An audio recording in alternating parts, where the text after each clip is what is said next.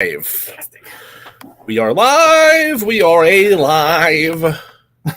It's been a minute. It has been a minute. Oh God, I have so many little things to talk about. I don't even know where to start. Okay, we're now recording. Great. I was listening to this podcast called Decoder Ring. Oh, sure. Yeah, it's great. And they were doing an interview on what is wrong with people and their obsession with celebrity. Okay. Yeah. And she spoke with this scientist person who was doing a study on minkies and seeing if they also had the same issue that we do. Minkies? Minkies. Minkies? Yeah. Minky? Those ones, yes, minkies. Minkies. Okay. Primates. Yeah, they have the same problem. Wait, really? Like monkeys have celebrity problems? Yeah. They did this. Who's their favorite Kardashian? A bunch of they have monkey celebrities. Who's their favorite monkey Kardashian? Kanye. No, I'm cutting that. That just feels racist. I don't know much about the Kardashians. You're better off. Anytime I saw that name, I just ran the other direction. No, that's the correct response. Yeah. Nice. They did this experiment where they had the celebrity monkeys, right? Mm-hmm. I'm assuming these are like leaders or like real good banana openers. Like I don't know what dictates a celebrity. Oh, man, if they're really talented banana openers, though. Right. Or maybe there's like really good looking monkeys. I don't know. But they could just be hot monkeys. They were able to figure out like these are the good ones and these are the bad ones because they were like, hit the button of the monkey you like more and you'll get more, you'll get a reward. Well, then they like started to pair images of the celebrity monkeys with different coffee brands. So they got the same reward regardless, right? So they're like, we paired hot monkey with Starbucks and unhot monkey with like Dunkin's. And then they switched it and like whichever one had the hot monkey, they would pick. Huh. And then they just got rid of the monkeys altogether and they had the brands. And then whichever brand was associated with the hot monkey, they picked that brand. Oh, they would still carry over once they got rid of the hot monkey. Yeah. Oh, wow. So like celebrity sells even among the monkeys. Oh my God. Yeah. That's fascinating and kind of depressing. Mm-hmm. Like the conclusion being that we are hardwired to be idiots. Yeah, basically. Right? Oh God, no, that's a relief. Holy shit. I guess. No, that makes me feel a lot better about all of my life decisions. They were also talking about how the brain recognizes fame, like if you are a famous person. Sure. The same way as drug addiction. They were talking to different, like the feeling of being famous is like being addicted to sweet cocaine. And they were talking to specific celebrities who had once been famous but are no longer famous, who had drug addictions. They're like, oh yeah, fame was the best. I believe that, yeah. And then I was thinking, because they would do studies, and this was from a person who their job was to make sure actors who were becoming famous didn't lose their fucking mind. And they had like branched off of that to study it, and like it's something that happens on a biological level with celebrities, where once they start becoming famous, they start to crave that drug. And then I was thinking about Keanu today, and he dodged it. It seems like he totally dodged it. Yeah. How? I feel like there's just some people that are so humble, or maybe they don't even like want it. They don't even like want fame. Maybe he just has like the least addictive personality on the face of the planet. Like, I've never heard of him having like a drinking or even like a smoking. No, I've never heard of like a drug controversy with Keanu Reeves at any point. Even whenever he was doing like weird fucking roles, like his role in Dracula or like he was not the best harker, but what are you gonna do? Like there was never any point where I was like, man, this guy's just coke-addled as fuck. Like, no, it's just No, it's Keanu. The only shit I've ever heard people say negative about him is his, some of his performances were lacking. Like, I know kung fu. I know kung fu. Right. Like, if that's the worst, iconic. If that's the worst thing somebody has to say about you as a celebrity, you're doing it right. So that's the one thought I had today. Okay. That's a fascinating thought, especially considering like some of the people that are nominated for this year's Razzies. Yeah. We should bring that up once we get to a certain category. Yeah. So another thought I had. Mm-hmm. I was thinking about, we're going to play 5 questions later. We are. Can we be friends? Right. Yeah. As we've subjected 2 podcast hosts to at this point, we are going to subject ourselves to it and test the limits of our friendship. Right. This is another chance for us to get canceled. Fuck. God damn it. Duped again. Well, I was like, okay, so what is it about the movies that I picked that I have in common? If you say that you picked Birth of a Nation for any of the good ones, I swear to God. I did consider it for a movie I hate. Oh, that's fair. That's the one. That's the one you can choose that for. Yeah, that's the only category that falls under. I went with something different, something a little bit more modern than Birth of a Nation, because I've never watched it, so I kind of just. I think I watched it in college. That would, for a study, I could imagine watching it. I don't think I paid that close attention to it, or I repressed most of what was in it. I can't remember which. The summary, I feel, is all you need to know for Birth of a Nation. Yeah. For those of you who don't know Birth of a Nation, it's a movie by, I want to say, D.W. Griffith. Yeah. From the aughts. Yeah, it's super fucking old. It's either the 19-aughts or the 1910s. I can't remember which off the top of my head, but it's super fucking racist. The reason I hate it is because it glorifies the Ku Klux Klan, yes, which at that time was a dwindling group. Yeah, it was going to be extinct. It could have just been wiped off the face of the planet, and then this movie happened and reinvigorated it. Basically, it made the Ku Klux Klan the heroes of the piece, saving somebody for racist reasons. Yeah. And then I forget what the movie he made that was like, I'm sorry. But it doesn't he made an I'm sorry? Yeah. It was too late, DW. Fuck you. Right. It's like damage is done. It worked because no one knows. Yeah. I'm learning that today. Yeah.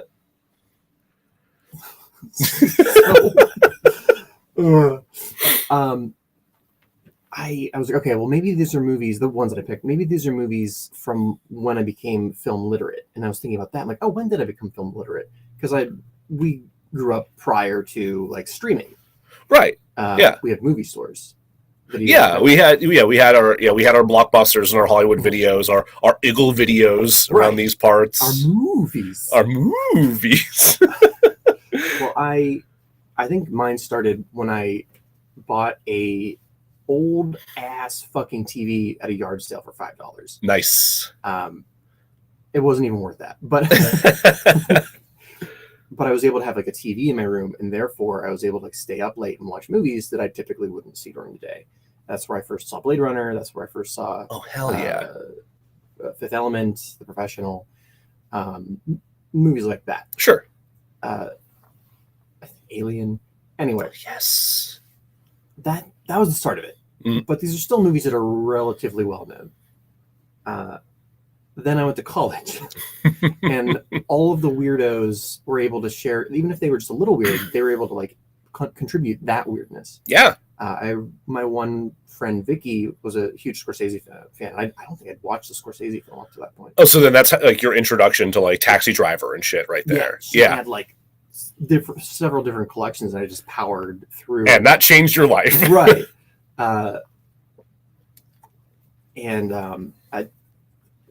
So these are movies. A lot of the movies that I picked are things that I discovered.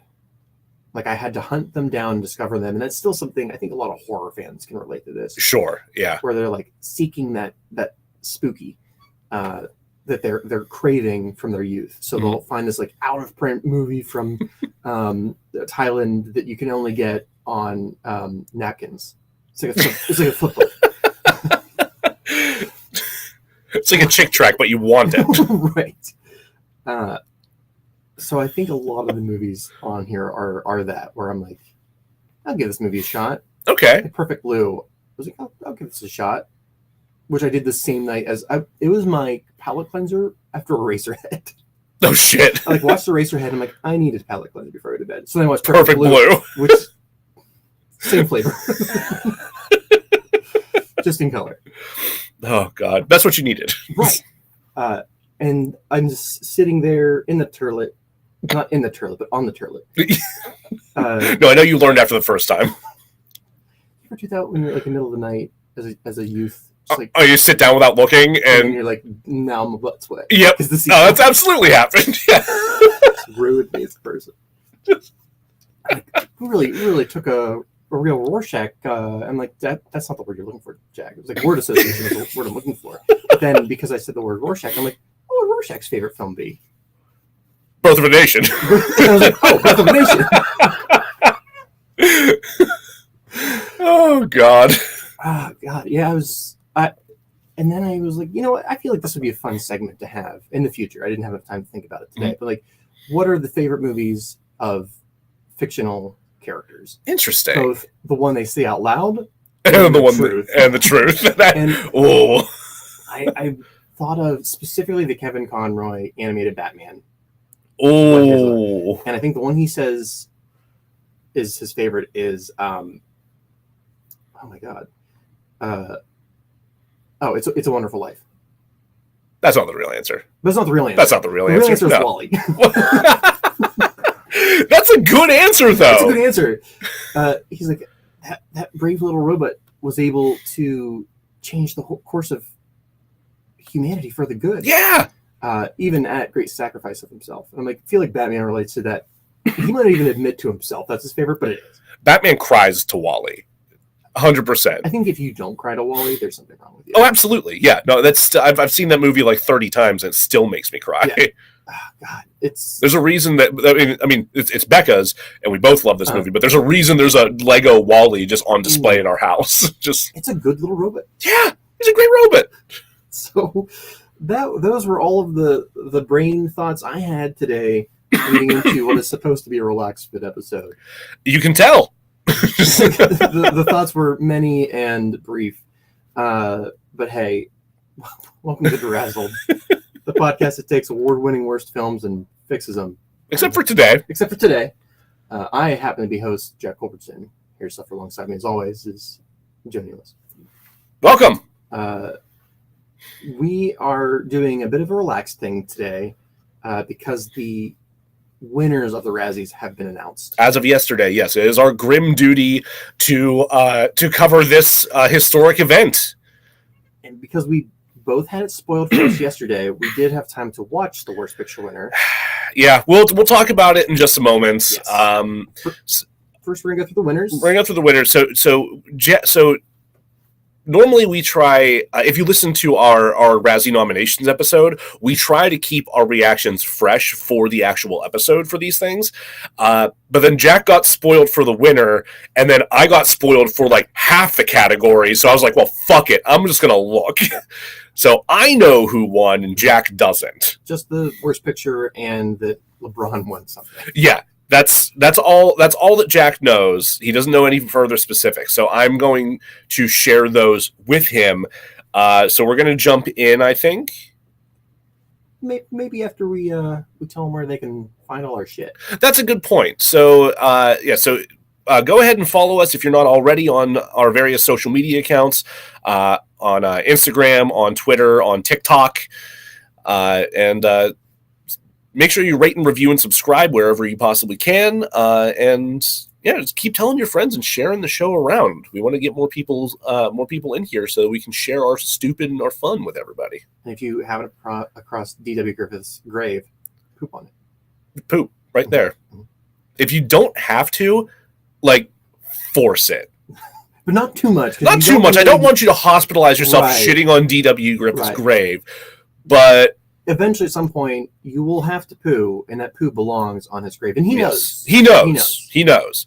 Pee is acceptable. If it's all you can muster, it's acceptable. You're doing your part. Anyway. Great, yeah. Now that public service announcement's out of the way. Things I didn't expect to talk about today. double check the director just to tell him. I'm like 99.9% you're right. I'm also kind of curious what his like I'm sorry film is. I mean, while you're looking that up, I was just reminded of the fact that Jared Leto is talking about how he wants Morbius to have a film with Robert Downey Jr.'s Iron Man. Like he knows, right? Don't nobody tell him. Can we? Nobody tell him. Has anyone told Jared? Can somebody send him a copy of Avengers Endgame? Jesus, he needs to know. He might need. It was definitely D.W. Griffith. Yes. He did so many fucking movies. Well, we'll find it out and tell you later. Stay tuned for when I do that. Okay, now that we've gotten that out of the way, Jack, do you want to know who won at the Razzie Awards this year? I don't, but let's do it anyway. Okay, so we'll start from the bottom. We'll start from the bottom and work our way up here. Like everyone bathes. You start cleaning at the toes and work your way up here. Yeah, exactly. You know, that's the most efficient way to bathe, right? All the water flows up, so you have to. Right. So we're gonna start with the novelty category for this year. Right. Worst performance by Bruce Willis in a 2021 movie. So as a reminder, I know you're familiar with all of these, but the films were American Siege as Ben Watts, Apex as Thomas Malone or The Prey, Deadlock as Ron Whitlock, Fortress as Robert Michaels, Cosmic Sin as James Ford, Midnight in the Switchgrass as Carl Helter, Out of Death as Jack Harris, and Survive the Game as David. Right, those award-winning films that all came out last year. Noteworthy films that you were all well aware of and have watched several times since their release. Cosmic Sin was the role that won in this category. Right. So his role as James Ford stood out among all of these as a noteworthy shitty performance. Now, we mentioned before we got started here that I actually had a thought on this. So I've been pretty vocal about my distaste for Bruce Willis lately, is because he is kind of an arrogant, racist guy. Mm-hmm. Some stuff has perhaps come out about him that makes me second guess some of that. Really? So, supposedly, he has been dealing with memory decline for several years. Like, some people have thrown the word dementia around. Some people have suggested other potential diagnoses. No one really knows for sure. The one thing that people do know is that it has resulted in a reconciliation between him and some members of his family and Demi Moore. I didn't know they ever had bad blood. I mean, they divorced, but yeah, aside from that, I don't know the whole story there. Sure. But there have been like a lot of like family photos of them recently, like doing cutesy stuff, like wearing matching pajamas and stuff like that. So like something's happening there behind the scenes that people aren't aware of, and people apparently have been seeing him on set with like handlers and caretakers, like helping him get around and remind him of what he's supposed to be saying or doing. And if that's the case, maybe we shouldn't be shitting on Bruce Willis in this way. Yeah, absolutely. Absolutely. I'm that pause there wasn't because I was like, maybe we should. Yeah. It was more like, how do you do the Razzies or similar award shows in a way that doesn't shit on people in a future-proof kind of way, right? So like maybe later we find out that, not that Keanu's ever been... We can just use him because we can safely say he's like we later find out that Keanu doesn't know how to do kung fu because he has toothpicks for legs, and we're like, I feel really bad about saying that. He must have worked really hard to do that kung fu. Right. Just like, man, you know those people that like make bridges out of toothpicks. Yeah, brought one of those guys in to make legs. There you go. But yeah, now I'm not saying that like the Razzies should have been like super aware of this, because apparently the vast majority of people were not readily aware of this. But I had no idea. And given there has been no confirmation from Bruce Willis or any of his representation or family about this either. But like, if this stuff is true, then it's hard to, given what I've heard you say about what the hell's it called? Not the burnings, the burnings, the Comedy Central effigy of Bruce Willis. No, yeah, the Comedy Central roast of Bruce Willis. Yeah. Yeah, no, that's still like a very uncomfortable thing for me. It does not land very well at all. Like you watch some roasts and like it's like, oh yeah, like they're giving him what for, and you know he gets to get up there and make fun of everybody back, but they do it for him, and it's just like, man, there's a lot of jokes about how racist you are. Yeah. This is weird. And while I don't think that if this is all true, I don't think that clears him of all previous statements. I agree. I definitely agree with that, because having some level of mental illness or mental disability is not an excuse to be racist. Right. Like, or in his case, to be as much as like an arrogant douchebag as he's been reported to be on sets. Right. I mean, even this is not a 1-to-1, but in college, I had no idea that I needed medication, and sure. Was like the reason I was acting certain ways because of PTSD. The things I did in college, I still did them. Right. There's a reason behind it, but I still did them. So if somebody's like, "Hey, I'm mad at you for this thing you did in college," I'll be like, "That's fair." I get it. Yeah. It's what Marcus Parks from the last podcast on the left always says. Mental health is not your fault, but it is your responsibility. So So you still have to take responsibility for the shit that you did. It's just So I understand Bruce Willis may have done some of the things he did because of what's going on with his health. Still shouldn't be a rampant racist and egomaniac. Yeah, no, he should not do those things. And I'll put an allegedly. On some of that stuff, because again, like, who knows how much is being played up for heightened reality and jokes and whatnot, right. And so on and so forth. Source is the burning of. Source is burning, man. But it feels weird to have an entire category of hey, your performances were shit, when it's like, well, maybe he's trying his best here, and it's like maybe don't. In the past, we've talked about don't punch down. Yes, and I feel like Bruce Willis, prior to this knowledge, would have been a safe punch up.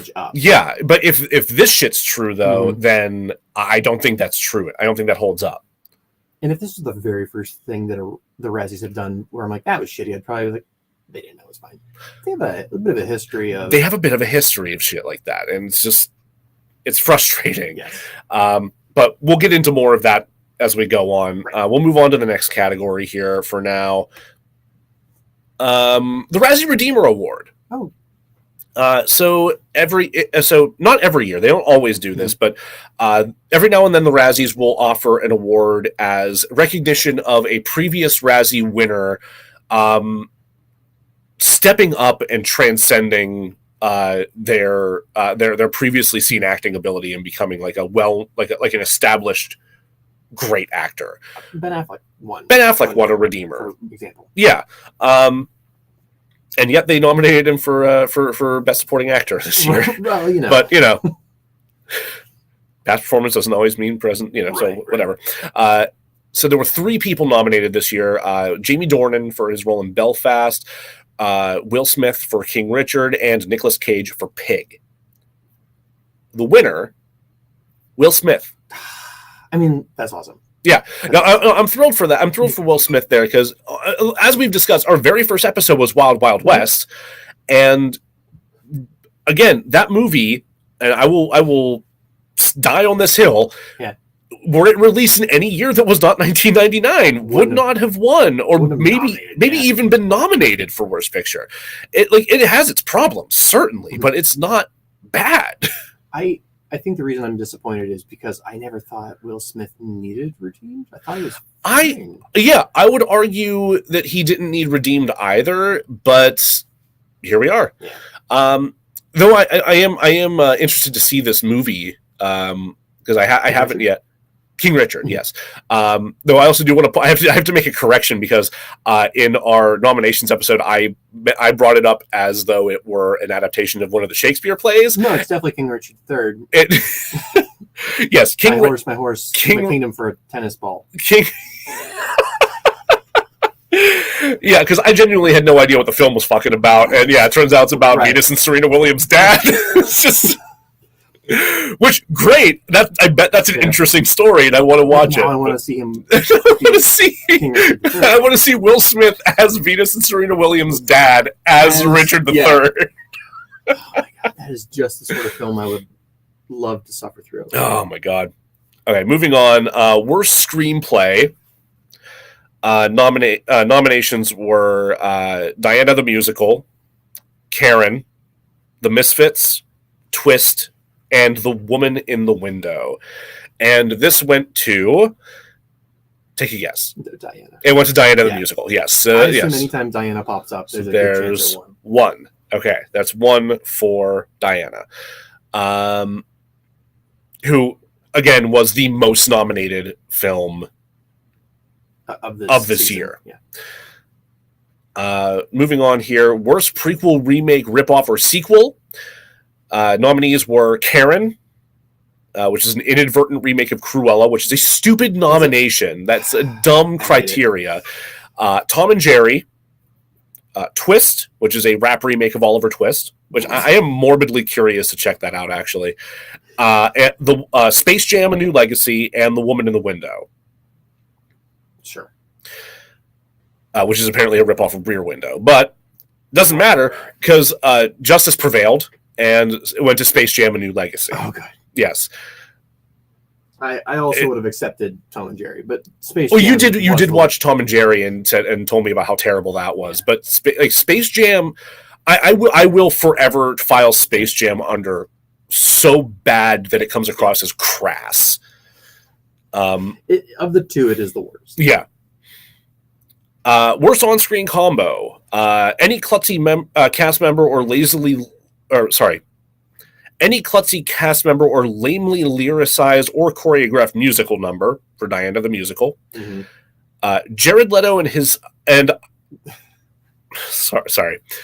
Jared Leto and either his 17-pound latex face, his geeky clothes, or his ridiculous accent in House of Gucci. Ben Platt and any other characters who acts like Platt singing 24/7 is normal in Dear Evan Hansen. LeBron James and any Warner character or Time Warner product that he dribbles on in Space Jam: A New Legacy. And Tom and Jerry, a.k.a. Itchy and Scratchy for Tom and Jerry. And Jack, who do you think won this one? I want it to be Space Jam. I want it to be. But I'm assuming Diana. You actually get what you want with this one. Really? Yeah, LeBron James and any Warner cartoon character or Time Warner product. Good. Yeah, that... Which, yeah... I cannot overstate the utter lack of chemistry or charisma from anyone or anything in this movie. It's so bad. What was the movie you said he was decent in? Trainwreck. Okay. Yeah, the one with Bill Hader and Amy Schumer. Because again, it appears as though he's never read a script. Yeah, it genuinely seems that way. Like his acting in this is atrocious. All right, hit me.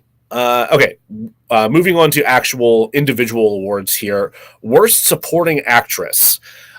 We have Amy Adams for Dear Evan Hansen as Cynthia Murphy, Sophie Cookson in Infinite as Nora Brightman, Erin Davey in Diana the Musical as Camilla Parker Bowles, Judy Kay in Diana the Musical as both Queen Elizabeth II and Barbara Cartland, and Taryn Manning for every last one of them as Maggie.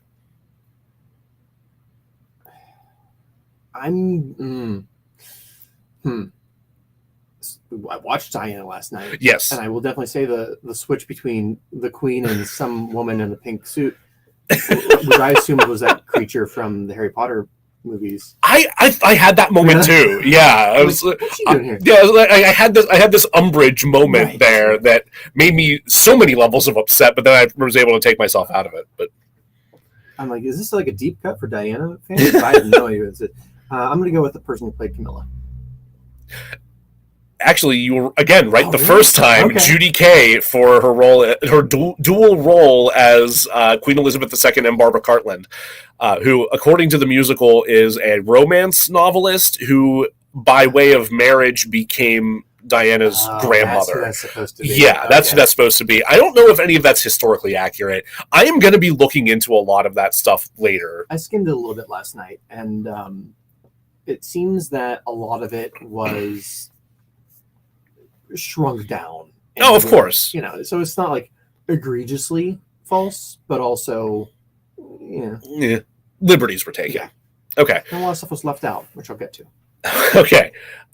Worst supporting actor. We have, as we mentioned, Ben Affleck for The Last Duel as Count Pierre d'Alençon. I have no idea if I'm pronouncing that correctly. Nick Cannon in The Misfits as Ringo. Not star, I've confirmed. Mel Gibson is in Dangerous as Dr. Alderwood. Gareth Keegan in Diana the Musical as James Hewitt, the muscle-bound horse trainer. Oh, yeah, he was pretty bad. And then Jared Leto for House of Gucci as Paolo Gucci. They gave it to Leto, right? They absolutely gave it to Leto. Yeah, Jared Leto won this. Just... Again, I have not seen this movie. I am honestly at this point, I just want to watch it to see how bad the accents are, because that's all I ever fucking hear about this movie from everybody, from Lady Gaga to Jared Leto to everyone around them. Oh, okay. I thought you meant that she said they were awful accents. What, Lady Gaga? Yeah. No, people said her accent was awful. It's a Ridley Scott film, right? I believe so. Okay. Not that means anything. He's very hit and miss. Yeah. But like, he did Blade Runner Alien, so it's true. Yeah, he had some big garbage. He had some big fucking hits in there that make up for it, though. What? I think he also did Thelma and Louise, and of course Gladiator. I always forget that he did Gladiator. Shit. All right. Anyway, moving on. Worst actress. We have Amy Adams for Woman in the Window as Dr. Anna Fox. Megan Fox in Midnight in the Switchgrass as Rebecca Lombardi. Jenna DeWall in Diana the Musical as Princess Diana. Taryn Manning in Karen as Karen Drexler. And Ruby Rose in Vanquish as Victoria. This is lead actress? This is worst actress, yes. I see, like, I don't want to say Diana because she wasn't that bad. I agree. She wasn't awesome, but like she wasn't Razzie bad. No, I don't think she was Razzie bad. I'm gonna go with the dark horse, lady person from Victoria. You're going with Ruby Rose? Yeah. We're both disappointed in this one because they gave it to Jenna DeWall. Really? Yeah, they gave it to her for Princess Diana. I agree that I don't think she deserves this. This is yet again, I think, an example of the Razzies nominating somebody for being in a bad movie rather than putting on a bad performance. And we'll get to our review. There are thoughts. Worst actor. So we have Scott Eastwood in Dangerous as Dylan D. Forrester. LeBron James in Space Jam: A New Legacy as himself. Ro Hartrumpf as in Princess in Diana the Musical as Prince Charles. I have no idea how to pronounce that name without that kind of emphasis at this point because we've made that joke too many times. Ben Platt in Dear Evan Hansen as Evan Hansen, and Mark Wahlberg in Infinite as Evan McCauley and Heinrich Treadway. LeBron should get it, or Ben Platt. Pick one.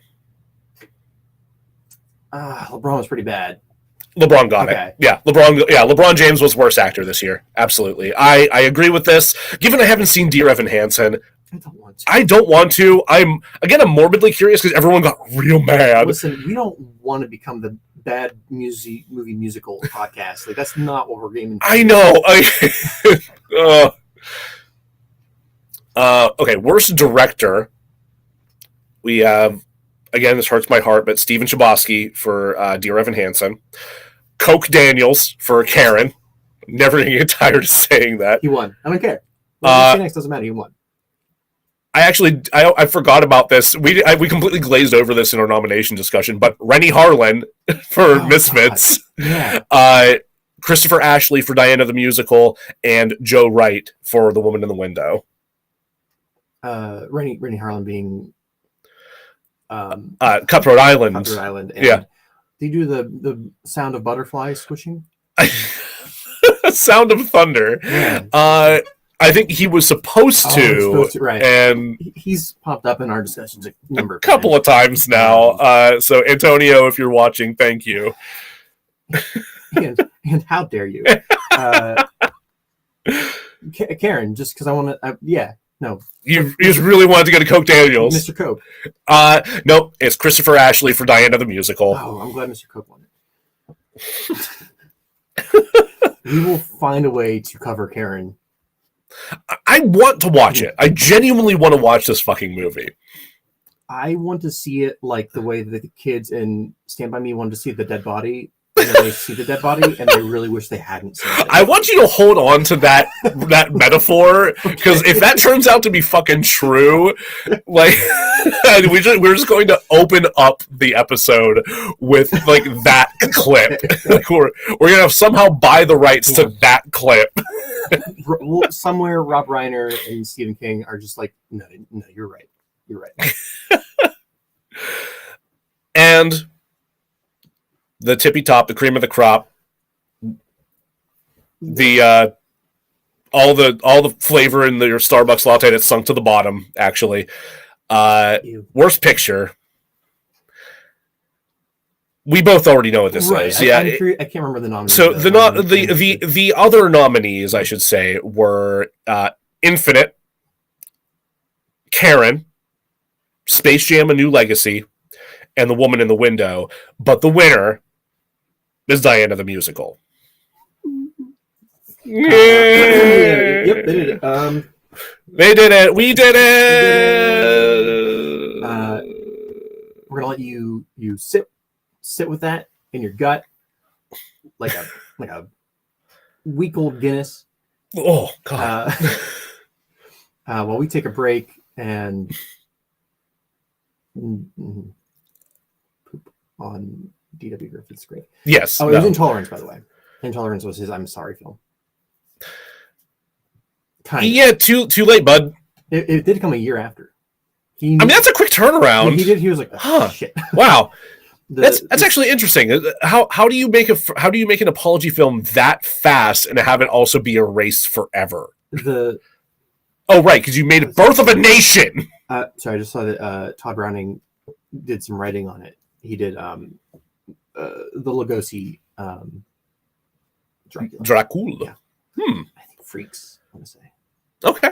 The synopsis is the story of a poor young woman separated by prejudice from her husband and a baby. And baby, not a baby. Just some baby. We don't know.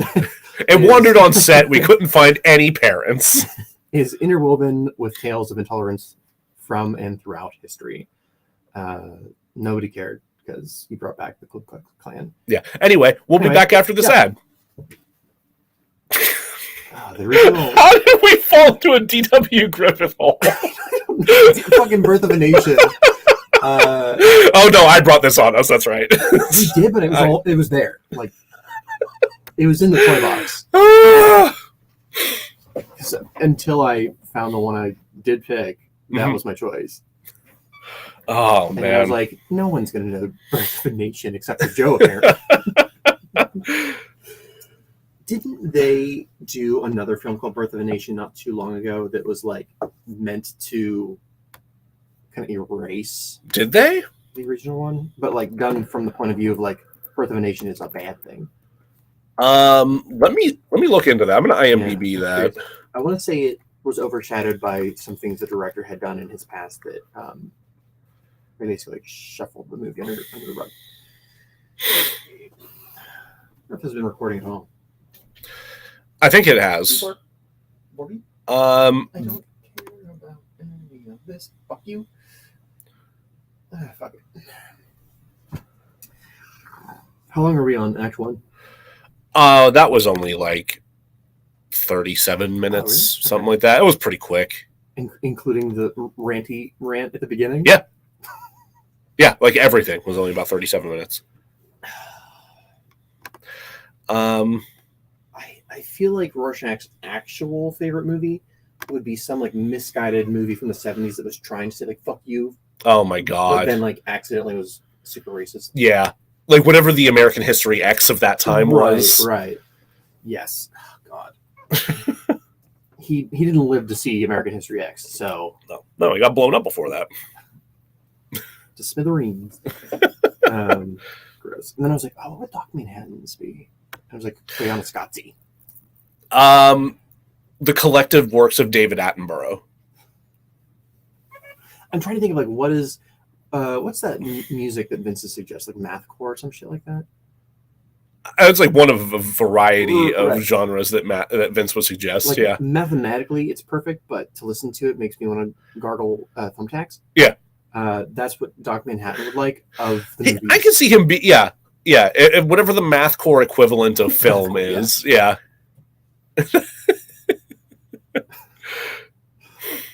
Oh God. On paper, this is a perfect film. In reality, it's so boring. All right, I'm gonna use the bathroom. Go for it.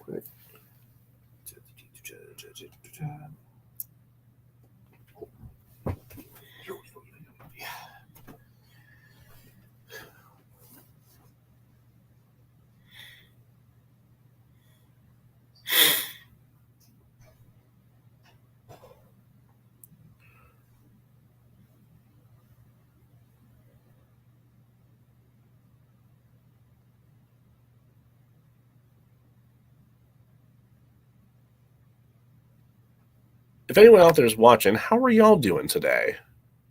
I haven't seen any comments here in the chat. If you haven't joined us for a stream before, we do like to occasionally talk directly with the audience during these kind of breaks when Jack has to go use the bathroom.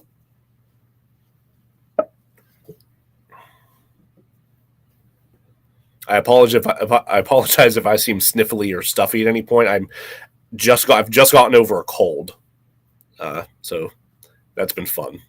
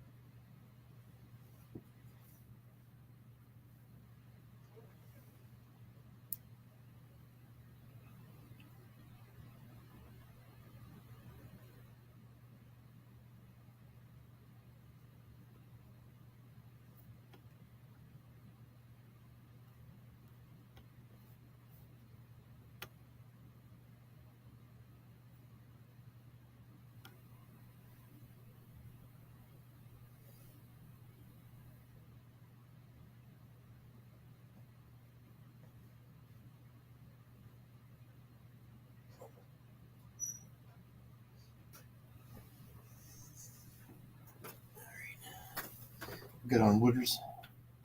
Yeah, I'm good on water.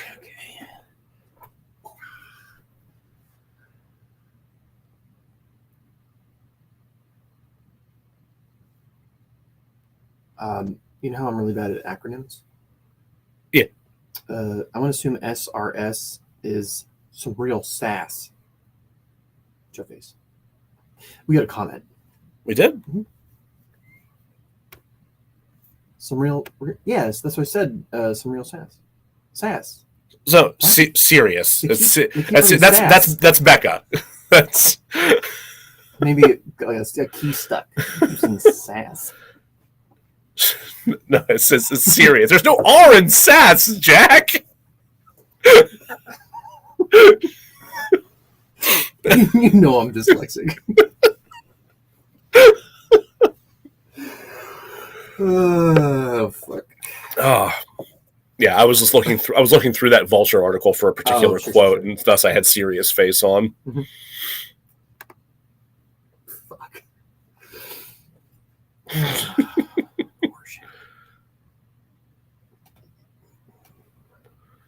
Do you want to start with talking about Diana, or do you want to talk about? Yeah, let's start with talking about Diana, since that is like right at that is like, aside from the D.W. Griffith nonsense, that's what we were going to end the episode or the act on. Yeah.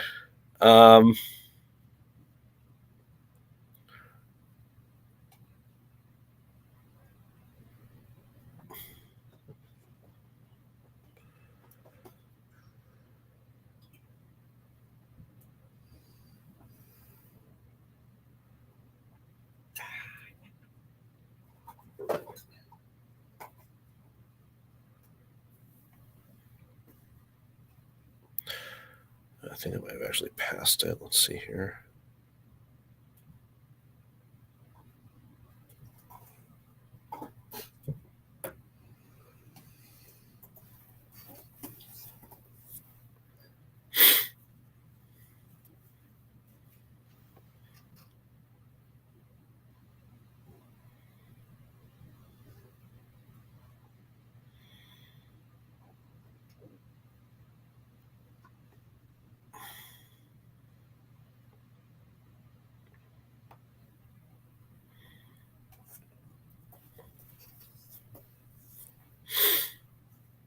Okay, I think I found the quote that I was looking for. Cool. Tell me whenever you're ready. I believe I am all set. Ready when you are.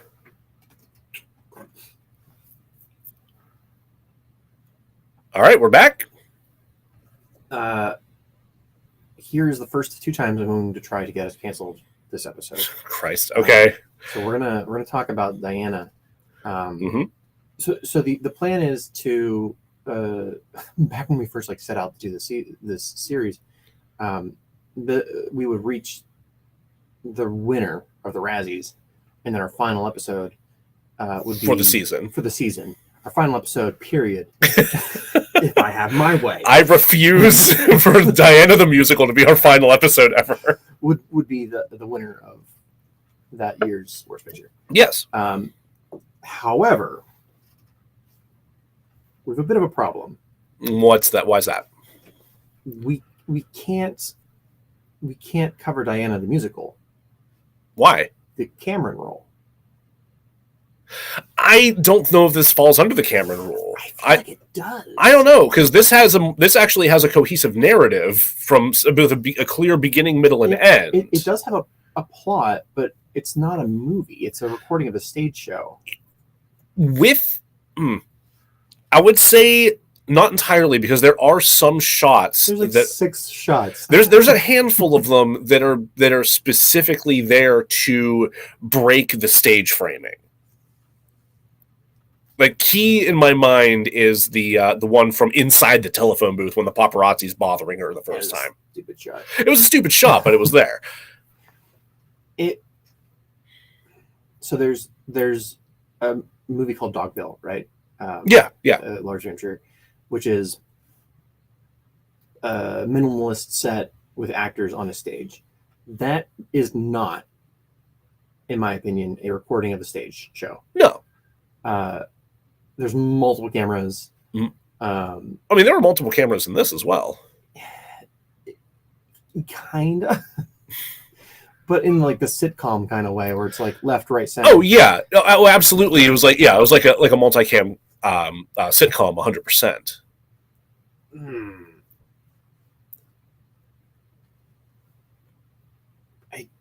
It's hard. It's did you watch the live recording of Cats?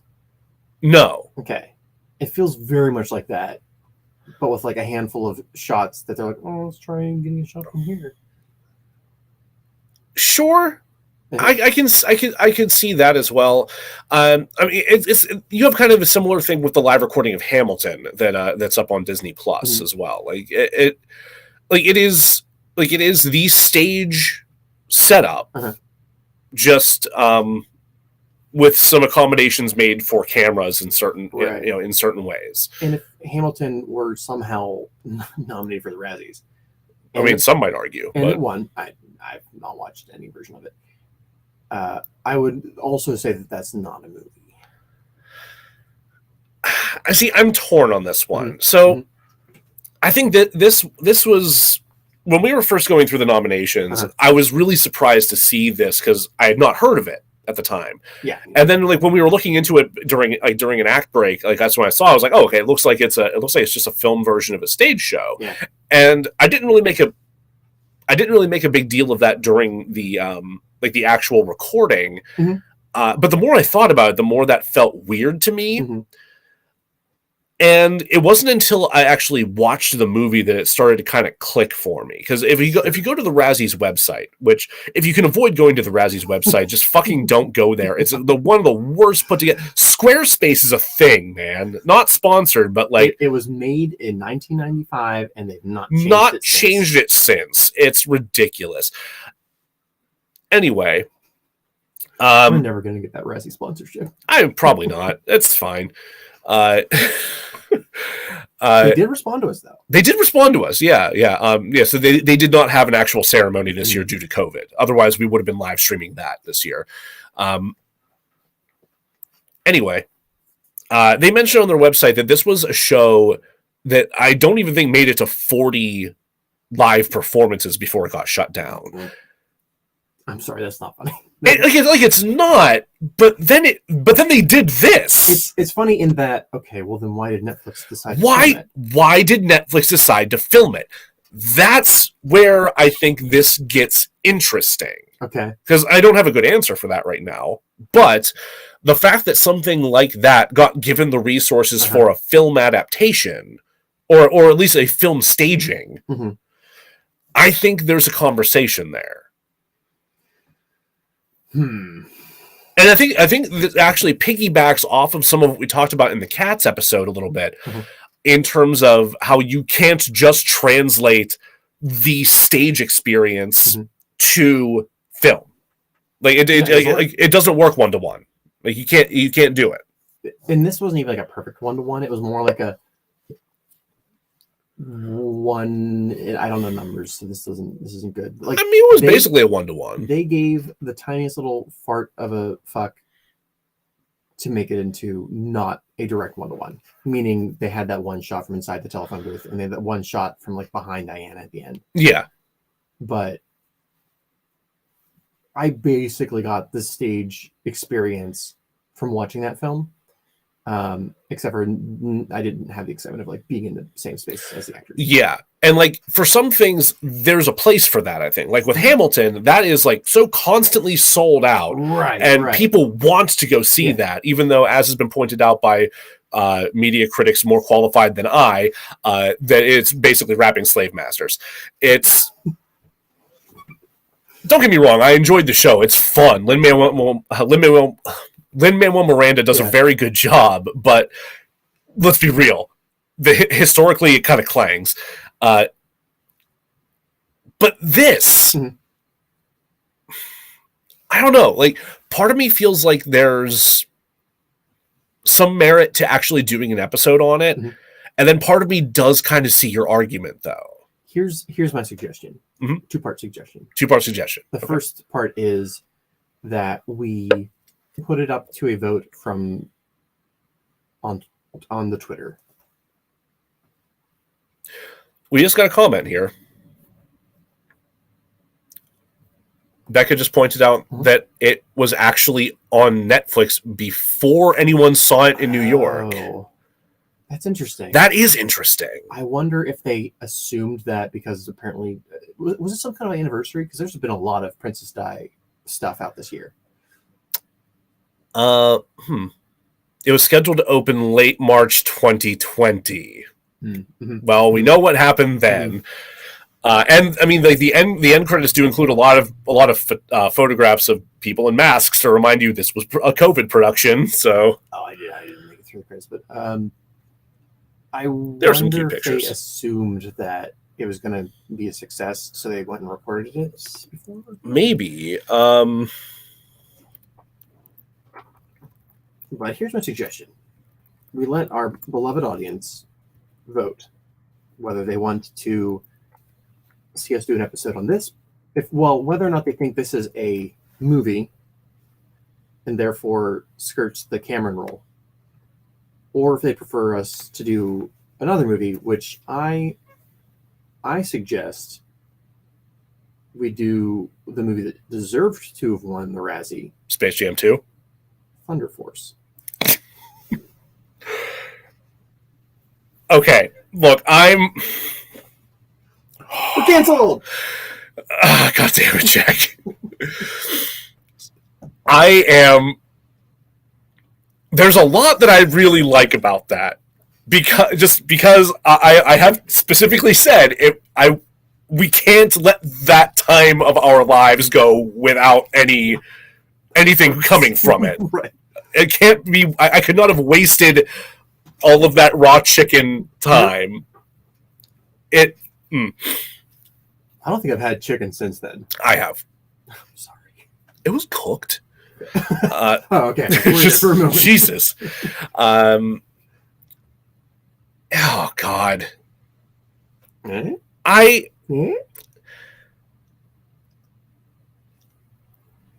okay with this. Okay, we'll put up. Okay, because so scheduling note.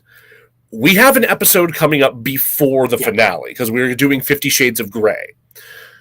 So in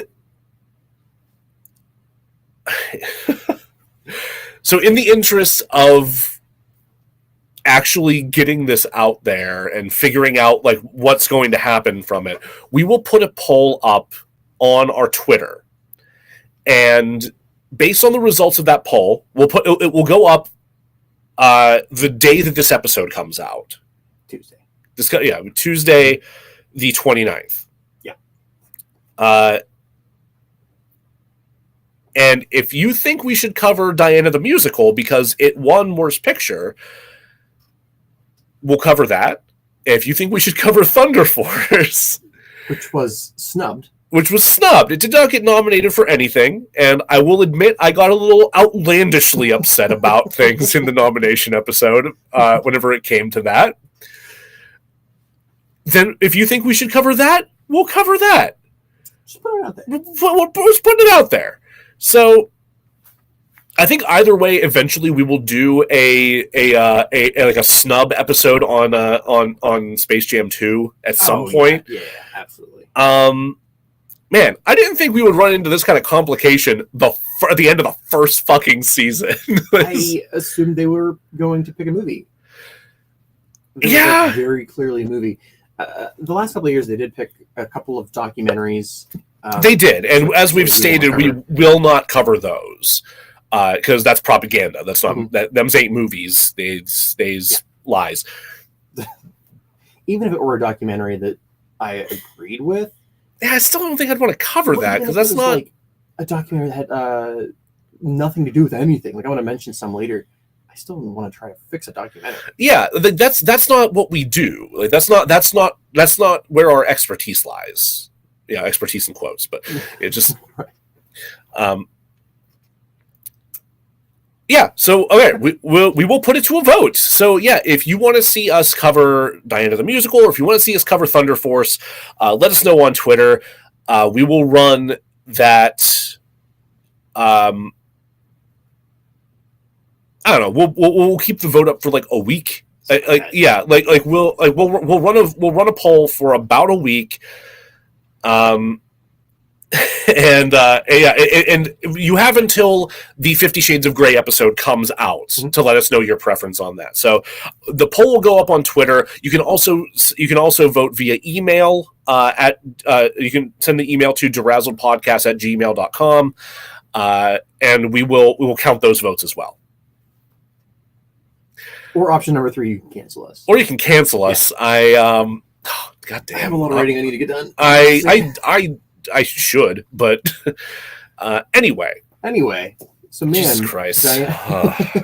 So we'll talk a little bit about Diana the Musical in earnest now. So So like I said, I do kind of see like the point of nominating it, because it was bad. It was a bad fucking musical. It was bad, and maybe I am numb because I went through the theater program, but it wasn't. I'm like, yeah, musicals are kind of just that way. Like, they're heightened reality. The music wasn't good. Thanks, Bon Jovi, apparently. Yeah. A lot of that was thanks to a member of Bon Jovi, which, whew. But like the performance and the story structure was not surprising to me, and those are the main things I disliked. I also think that because it's a biopic, essentially. Yeah. I don't like biopics. I don't usually like biopics. Yeah, like they can be good. Mm-hmm. In particular, I fucking loved Rocket Man, but that was also like biopic meets jukebox musical, which was, I guess, it's it's all John music, so it was great. Also, just Taron Egerton just did a very good job. Biopics tend to be clunky and weirdly paced because that's the human life. Yeah. It's almost like life doesn't actually fit a narrative so much. Who'd have thunk? And trying to cram her life from meeting Charles till her death. Yeah. It wasn't always narratively interesting. And thus it results in a lot of breakneck pacing. Mm-hmm. Like this shit moves so fast. Like I looked down at my phone briefly for a couple of times, just like for a couple of moments, just like look at what was happening on Twitter, or like I got a text or something. I look back up and it's like, oh, we've jumped like 4 years. Right. Like from the moment she meets Charles till she pops out William is like 20 minutes. Something like that. It's fast. I also didn't appreciate that they left out her like post-divorce lovers who are all people of color. Oh, how about that? Yeah. The only person they mention her having an affair with is like strapping young lad with a giant horse cock. That's what I got out of it. So, I've talked a lot about how I feel like Space Jam 2 is crass. This also kind stupid musical number. That was the moment where I was like, wow, this is starting to border on crass. Just you had the romance novelist come back out to sing about the well-hung stable boy that comes in to fuck the princess. I have a problem talking about like wieners and oh no, I'll talk about cocks all day. That's fine. But there's no indication that it's going there, or that it's within the style of the film. And they open the second act with it. Umbridge comes out and starts singing about horsecock. I'm like, Bushy, cover your ears. Bushy's my cat. She doesn't need to hear about this. She doesn't need to hear about that. Oh, good Lord. I want to share with you something. So my partner Becca is on a musical improv team, and she watched this with me. And as soon as we finished, she sent this message to her team: friends, if you haven't yet, you need to watch Diana. It's like if a bunch of really talented and well-funded creatives were forced to produce a musical written by an 11-year-old who has only ever listened to Bon Jovi. It's baffling how good the costuming is and how absolutely horrid the writing was. It's like they tried to do Evita using royalty-free pop rock music in a collection of live journal posts. Just... That really kind of summarizes everything I said. It does. It's so succinct and perfect. I love it. There are like two things I want to complain about before moving. Oh well, one, I did like the set. The set was pretty cool. I agree. I thought the set was pretty cool as well. When the celloist, is that the word? The cello. Well, I legitimately was like, okay, that's fucking cool. That scene kept, and I was like, I can't decide if I love or hate the scene. Mm-hmm. Charles takes her on a date to see Bach, not the man. He was very. It was I forget. Was it actually Bach? I forget what he was playing. I don't know, but the word Bach was used, and I was half paying attention. Whereas Princess Di was known to like hang out with Freddie Mercury at like gay nightclubs. Yeah.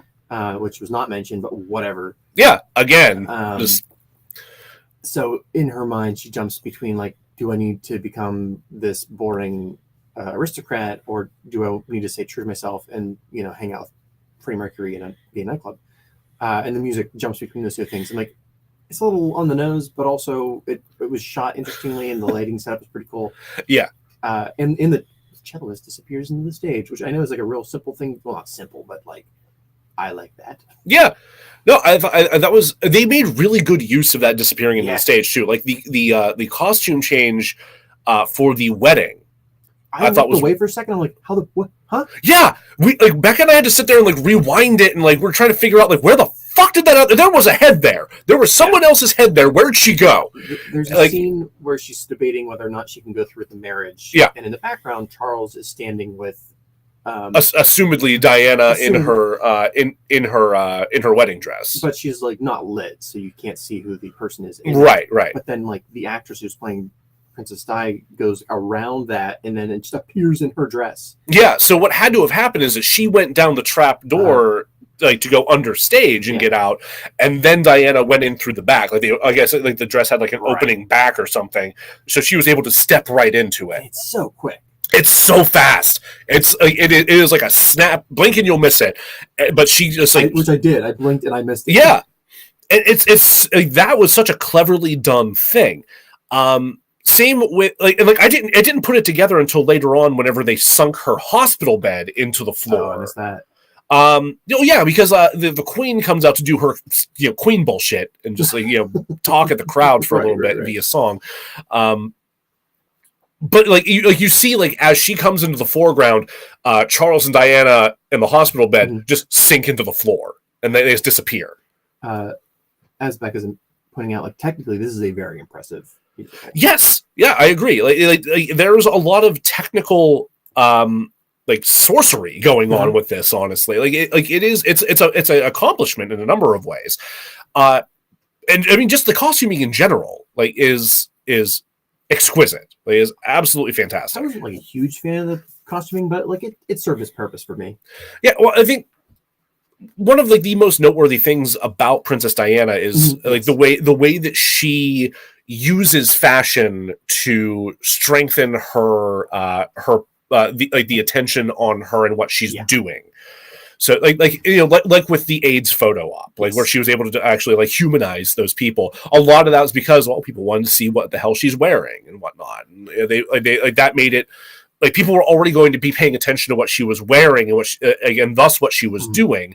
So for her to go and do stuff like that shined one hell of a spotlight on the big issues. And that's where it comes. That's why things like the "fuck you" dress are such a big deal. Right, yeah. And that song did a massive disservice to that moment. Like it's, the last like half hour of it, I'm like, as soon as they have the conversation where the Queen and Princess Di are like, oh, we'll get along after this. No, we understand. I'm like, first of all, no. That was not a conversation that happened. No. The Queen was not cool with Di at all.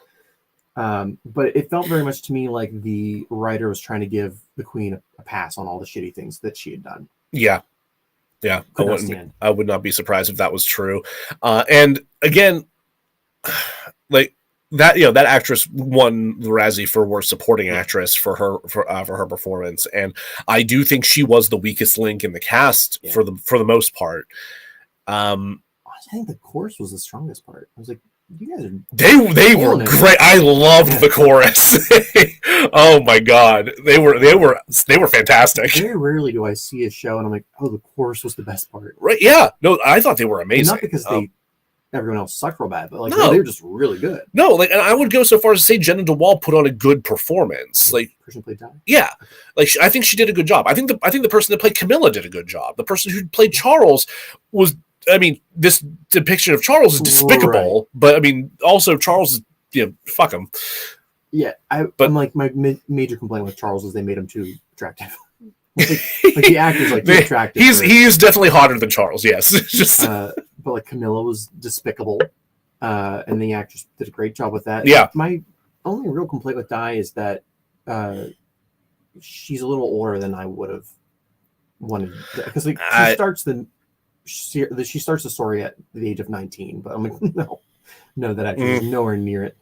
Yeah, but I don't know. I think that's forgivable. Like who? It's a minor pick. Yeah, God. So, and I think that's one of the things I find frustrating about these Razzie nominations is, yes, this musical is an absolute fucking mess, but the performances therein aren't bad, and I don't think they deserve these kind of nominations for it. I will say that the Razzies are not chosen by a group like a council. No, you can just pay. You pay $40, and then you, a regular person at home, can vote for the Razzies. Like you and I could easily have voted this year. Yeah. Oh my God. Yeah. Yeah. Maybe when we make that much money on. Yeah. Right. We haven't even made that much money from our Anchor ad, so. No, but like one of us will someday. I know I'm getting you for your birthday. No. But so like but the categories are, I assume, chosen by. I think the categories, aside from like the normal ones, I don't know. I feel like the categories have to be set before any voting can be done. I feel like that's got to be done by the board or like the founding or the founders or whoever. You know what this means? One of us has to go undercover. Oh fuck. Oh boy. How do we do this? I thinking of like one of those like classic nose, the sunglasses, and the classic mustache. No one will see that coming in 2022 or 2023. It's very antiquated. Yeah, it's very antiquated. No one's going to see Groucho Marx coming these days. I'll be Groucho Marx. You be D.W. Griffith. No, damn it! Fuck. I could have sworn. All right, so let's put this to a vote. No, we've already established one vote. We're not also putting up a vote for what disguises we're going to wear to infiltrate the Razzies nomination process. Oh my God! Right. Yeah. So that's Die. That's Die. Yeah, that's about all there is to really say about it right now. If we do end up covering it for the finale, you'll hear more about it. Definitely not the worst movie we've watched. No, for God's sake, no. It's not the worst movie I've watched for this show. Not at all. It's probably not even the worst movie I've watched this month. No. Great. What you had something you wanted to talk about? Yeah, I wanted to talk a little bit about just the Razzies in general. So we talked last time about that Slash Film piece, asking if there's even a place for the Razzies anymore, like if we should just be done with the Razzies in general. Not long after we launched that episode, an interview got posted by Vulture with the founders of the Razzies. And like the big takeaway from that was that they feel they would take back Shelley Duvall's Razzie for The Shining. Now knowing what she went through on that set under Stanley Kubrick. So they talk about a lot of stuff in this article or in this interview. But the thing that really stood out to me the most here is this particular question and answer. So they were asked at one point, to some, the fact that particular actors like Ben Affleck repeatedly receive nominations feels like you're taking pot shots at favorite targets. Is that fair, or is that just the way it works out? And the founders responded like this. They said, it's kind of the way it works out if they become like a Nicolas Cage or a Bruce Willis. But Nicolas Cage, I just saw a film called Pig, and I liked his performance in that. We have a Razzie Redeemer Award. We don't like to pick on people. We like to call them out and say, hey, think about what you're doing. Think about your choices. That's the point. some actors will just fall into a routine. Maybe they have a money machine that they need to fill. That's what happens, and it's just about calling it out. Part of what the award is about is not you suck and you've never done anything good. A lot of these people, it's about, wow, look at all the good stuff that you've done. Please explain this one. That would apply to Amy Adams this year. I've never been disappointed by a performance that she gave, and I think she's a very impressive actress. But she was in 2 of the nominated films, and she herself is nominated for each of them in 2 different categories. It's like the Oscars. Boy, they have some picks and misses that really boggled my mind. I was such a fan of Belfast. And Catriona Balfe was fantastic. A way better performance in my mind than Kristen Stewart and Spencer. And this is what happens. We try our best. So the question that I have there is that if it's not about picking on people, then why are decent performances in bad movies being nominated the way that they are? Because that feels like picking on people for just happening to be in a bad movie. Because I feel like you'd agree, there's a difference between a bad movie and a bad performance. Yeah, no. In Diana, there's some bad performances, but nothing that I'm like, you deserve the Razzie for just being here. And I also, that they kind of negate what they're saying by having a category just for Bruce Willis. Yes! Yeah, I agree. You're not here to pick on anybody, but you gave him an entire category. Yeah. That's picking on a guy. Regardless of whether or not he deserves it, that's still picking on a guy. Yeah, 100%. I can agree with what they said about Amy Adams because, she usually is she is an amazing actress. Mm-hmm. Yeah. But then you have these. On one hand, it feels if they were a council, right? If there was 6 people picking and choosing and whatever, I would say you're being lazy. But knowing that it's by vote, then I'm like, well, then it's people in general being lazy, and I wonder if it's a similar thing that happens with the Oscars, where they're like, oh, we actually have no idea about how either editing works or computer effects or whatever. We're just picking by the movie we think in Bizarro world is the worst. So yeah. We don't actually know acting good. Diana bad, all bad, therefore acting also bad in movie. You've also probably not watched all of the movies that were nominated. So they actually do talk a little bit about where they're coming from in a particular example. When they're talking about the Shelley Duvall award that they would take back. So here's another quote from them here. About the same film, the voting membership the very first year were largely people that Maureen and I worked with at a trailer company, Maureen being the other founder that's not talking right now. A group of us who had read Stephen King's novel and went to see The Shining the night it opened at the Chinese, and we didn't care for what Kubrick had done with the novel. The novel was far more visually astounding, far more terrifying, far more compelling, blah, blah, blah, blah, blah, blah. But yeah, so they worked together at a trailer company. They didn't, they're not... Trailer for the movie star. I would have, yeah. Yeah, but they're not filmmakers in their own right. Mm-hmm. They're not actors as far as I know. They're not they do some editing if they're piecing together trailers. I thought you meant trailer as in the thing the actors stay in trailer. Oh, it's not clear. I should say it is not clear here. That bears further research.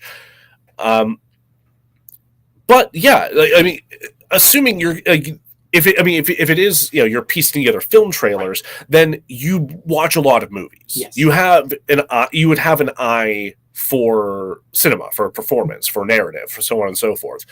Ideally, anyway. Right. But I don't know how you can at that point fail to acknowledge that you are picking on particular actors, and they've done this for a long time. It's a repeated pattern of behavior with the Razzies. Look at the I mean, not altogether undeserved nominations for Sylvester Stallone over the years, for Madonna over the years. There's like there are a number of different people, for Tyler Perry. There's a number of different actors that they really do hone in on, and whether that's whether it's deserved or not, like they do kind of pick on people. They absolutely do. My question, because even if they are just picking the nominees, they're still picking the same couple of people. Yeah. As to who wins, I can't specifically blame them because it's by vote. No, I do have one other gripe with the way they're looking at this here too, because they actually talk a little bit in this interview about the nomination of Karen. Okay. Is Karen is more of an independent production, and that's normally not something that they nominate. And they talk about it in this Vulture piece. I'll put a link to the piece in the episode description in case anyone wants to actually read this interview. They talk about it that they just saw it on a bunch of lists, a bunch of worst of lists. You know what else was on a bunch of worst of lists? Thunder Force. That's how I found out about it. That's how you found out about it. Right. We didn't find out about Karen that way.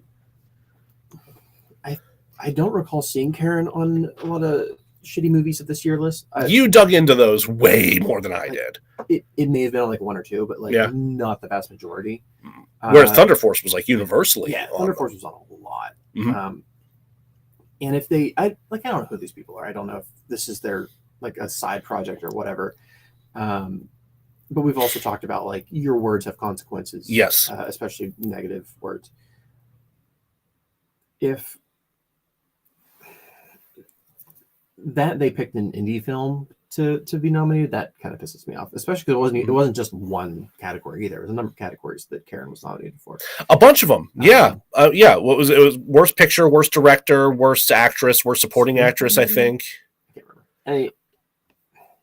Possibly screenplay as well. Yeah, because I think I remember seeing Coke Daniels' name under screenplay as well. Yep. Here's what I propose. They've had the Razzies in their possession for so long. I feel like they've lost their passion for it. They're kind of just phoning it in. They obviously have other things to do. Their trailer business / making / I mean, I'm assuming that they're not doing that anymore. But they need to pass the torch on to people who are passionate about shitty movies. Give it to Nicolas Cage. Give it to Nick. I just watched an interview with him the other day. He would absolutely not want it.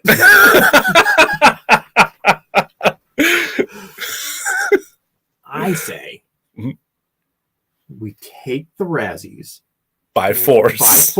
By Thunder Force. No. God damn it. Eating nothing but raw chicken. We buy the domain for the stinkers. And we create a mega shitty movie award. We merge them. We merge them. And we create the ultimate shitty movie awards. We take the name recognition of the Razzies with the tact of. It's weird to say. It's weird to say. The tact of the stinkers. And creates an unstoppable force. We have looked into the stinkers and where they've gone a little bit. We're gonna keep looking into it.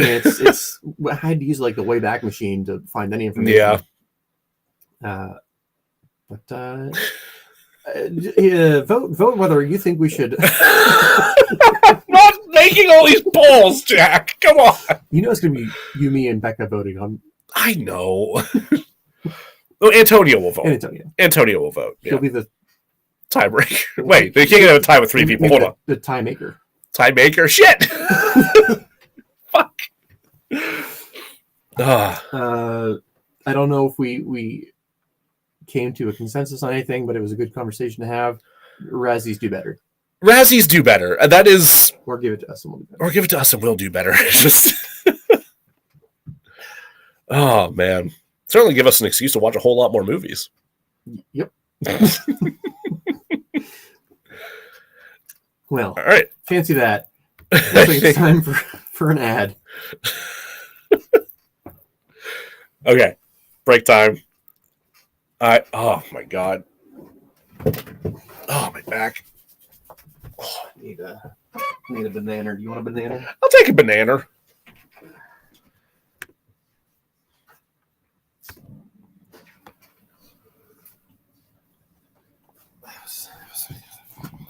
Actually, while you're up, can I get some more city water? Oh, yeah. Can I cut your bananas through it? Nah. Rip the head off mine. Though it is more effective if you just tear from the asshole. If I only had a nickel.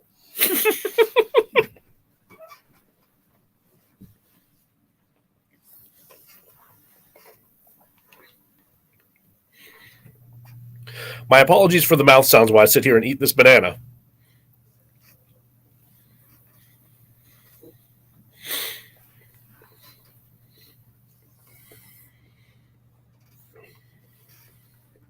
After I finished watching Diana last night, I followed it up by watching Ninja Scroll.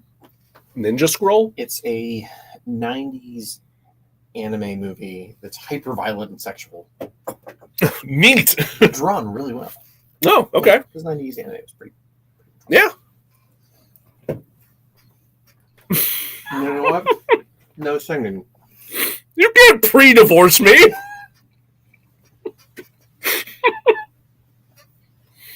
Can you put divorce in the prenup? We need a lawyer. I need a... Love you.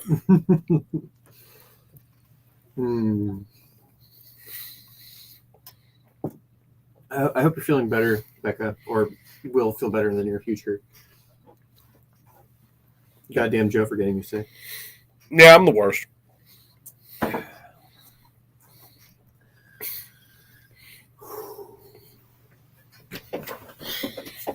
I would like to know more about the voting process for the Razzies. I am intrigued. I'm tempted to actually pay the $40 next year and like. Yeah, I do. If it came with like a T-shirt or something, I'd be like, yeah, sure, why not? No, Becca's gonna go die on the couch now. Good night. All right, bye.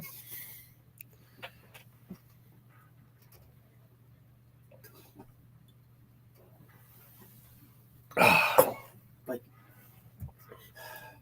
is it all write-in? I mean, I guess that's easy enough to look for. I suppose it's easy to see if... I don't know. I feel like if at this point, if it's all write-in, that feels silly. Like you figure it's got to be digitized, right? Like they've got to have like a Survey Monkey poll or something. What I mean by that is the nominee choices.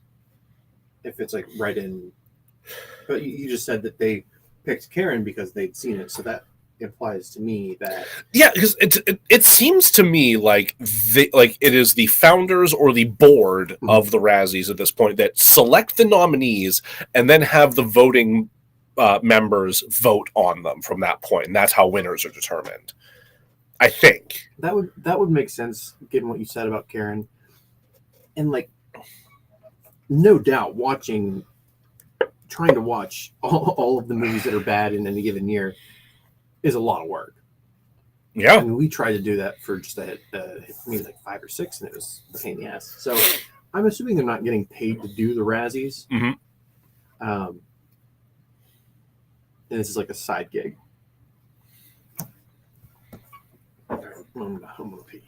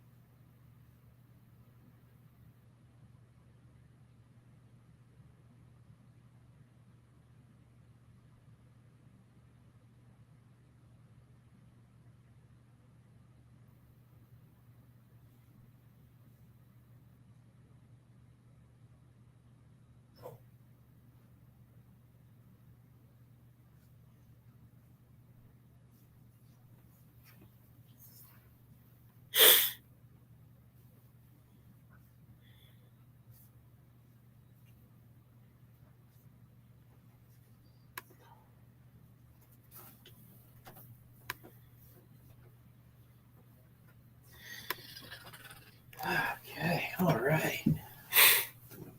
Yes. Ooh. What? Hold on a second. What was that noise? That's Linda. Oh.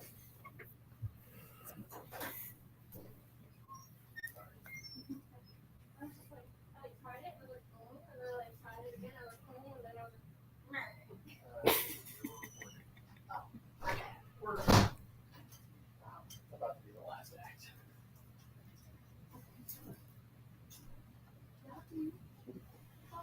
Hi. Hi, Belinda. Hi. We have a giant fucking sliding latch lock on the side Oh. door, and I didn't think she was coming back till later. Okay. Oh, God. I need to find a new chiropractor. You want to use the log? Nah, I'm good. My problems are not going to be helped by the log, I don't think. Let me know when you're ready. Actually, give me 1 second.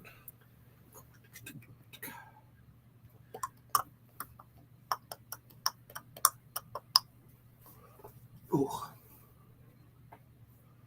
Oh my goddamn! There we go. I'm ready. Great. All right.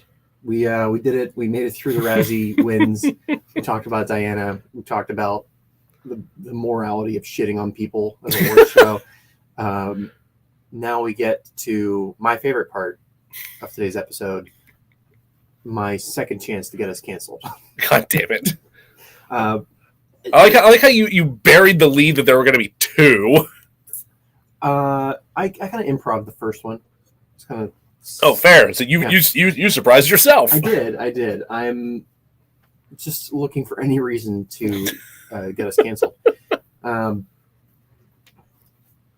So we're gonna play Can We Be Friends, which is a game we've played twice so far. Yes, we played that with our dear friends Antonio Palacios of the Cultworthy podcast and Raphael Moran of the Geeky Dad podcast. Yes, and something we like to do with the podcast guests. Yeah. We are doing it today, kind of because we knew we wanted to at some point, and kind of because It'd be fun. we talked about all that shit. Let's talk about something like some movies we actually like. For the most part, yeah. For the most part.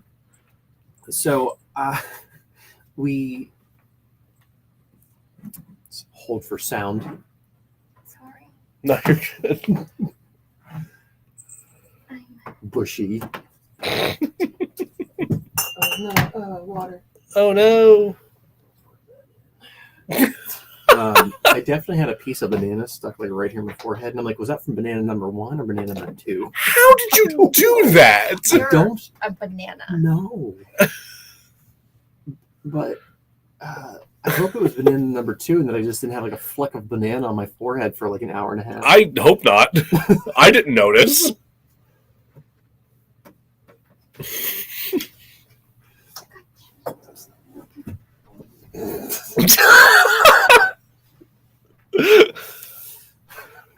An attempt was made.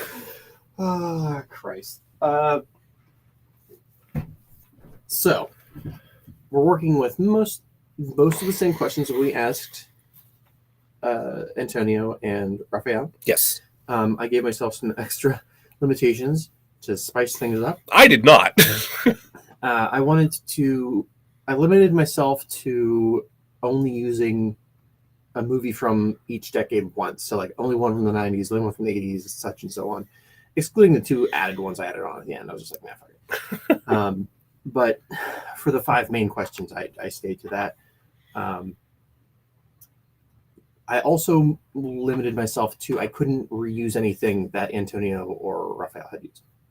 Ooh, interesting. Because for favorite movie, you already said Blade Runner. So I was like, well, shit. True. Yeah. And Indiana Jones, Raiders of the Lost Ark is also top 5. Yeah.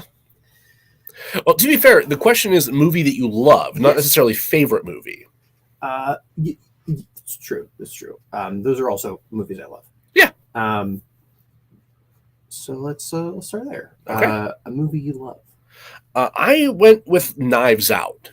Okay. Yeah, there has not been a movie in the past, I don't know, within any recent memory that I think I have willfully went and seen in theaters multiple times and been like, fuck yeah, let's go.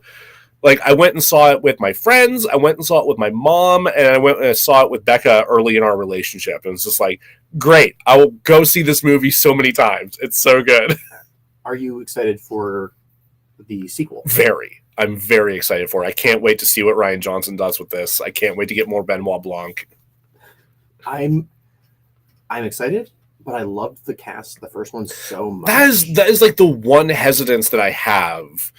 Though the new cast is getting pretty stacked. That's true. I'm cautiously optimistic, I'll say, yes, but leaning toward the more excited end of that. He's one of those, Rian Johnson is one of those directors that I respect more than I enjoy their films. Okay. With the exclusion of Knives Out. It's just so good. It's just so good. Unlike some people, I didn't hate Last Jedi. I didn't. I will die on the hill that I love The Last Jedi, but I don't like any of the sequel movies. We've talked about that before, yeah. But of looking at it as like, this is a movie of quality or not, it is. And it takes some like really interesting turns. Yeah. But like he hasn't, until Knives Out, made a movie that I'm like, I'm 100% in.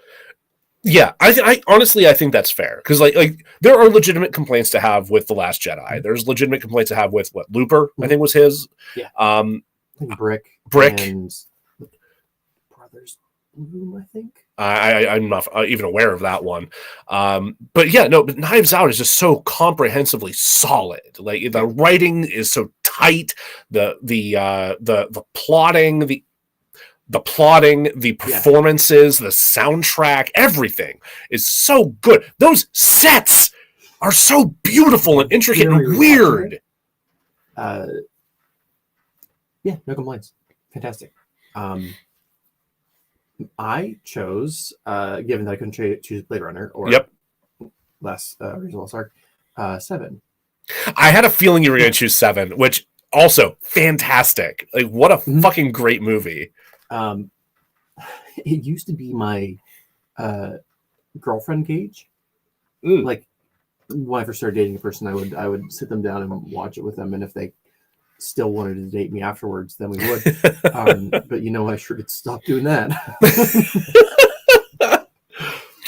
Yeah, maybe the one where the woman's head ends up in a box isn't the best cage there. In our last episode, I fucked up the writer's name. Oh, right, I forgot about that. And I'm like, I made a note to myself to say it correctly this time, and then I immediately forgot to write it down. Hold on 1 second, because you put it in our Facebook chat. I want to say it's Kevin Andrew Walker. I want to say that's what you said the first time, but I definitely said Alan instead of. You might have said Alan. Definitely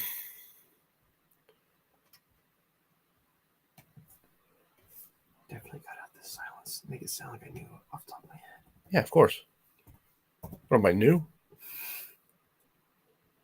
There's Anthony Mackie's Sex Ed class again. It's the guy holding the mask in his mouth like a dog. Oh, there it is. Andrew Kevin Walker. Yeah. I can't remember what we were even talking about, but I think the first time I was like, Kevin Alan Walker, because in Fight Club, the 3 policemen are named Andrew, Kevin, and Walker. Oh, really? Yeah, as like because he like did some ghostwriting on Fight Club, but didn't get credited. So they made him some characters' name. Oh, that's awesome! I love that. But because they were out of order, my brain is like, wait, what was it? It's Andrew Kevin Walker. Yep, wrote 7 and did some work on Fight Club, and Sleepy Hollow, and is from the same miserable hometown as myself. It's weird. It's weird that he would take such interest in movies about serial killers and monsters. Huh.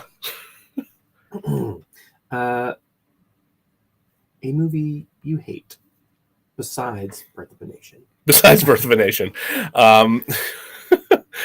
So I had a lot of trouble thinking about this one just because historically I've been very easy to please whenever it comes to cinema. Like aside from being objectively disappointed by Batman Forever and angry about Batman and Robin the first time I saw them as a kid, everything else I watched is like, oh yeah, that was fun.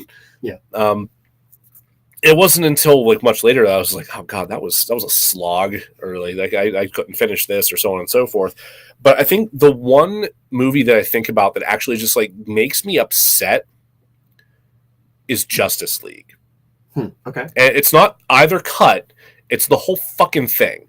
It's the Snyder cut. It's the Whedon cut. It's the whole kerfuffle that came up around them. It's just the whole package. I can't stand it. It is the worst of filmmaking and fandom, I think. And like, I think that's a good reason, because like if you're just looking at the movie itself, it's garbage. Yeah. But then when you add the fandom's response to it, it just gets so much worse. And like, yeah, there is a universe where Zack Snyder could have just moved on and like dealt with the tragedy that he dealt with in production, and then went on to do other things, and that would have been fine.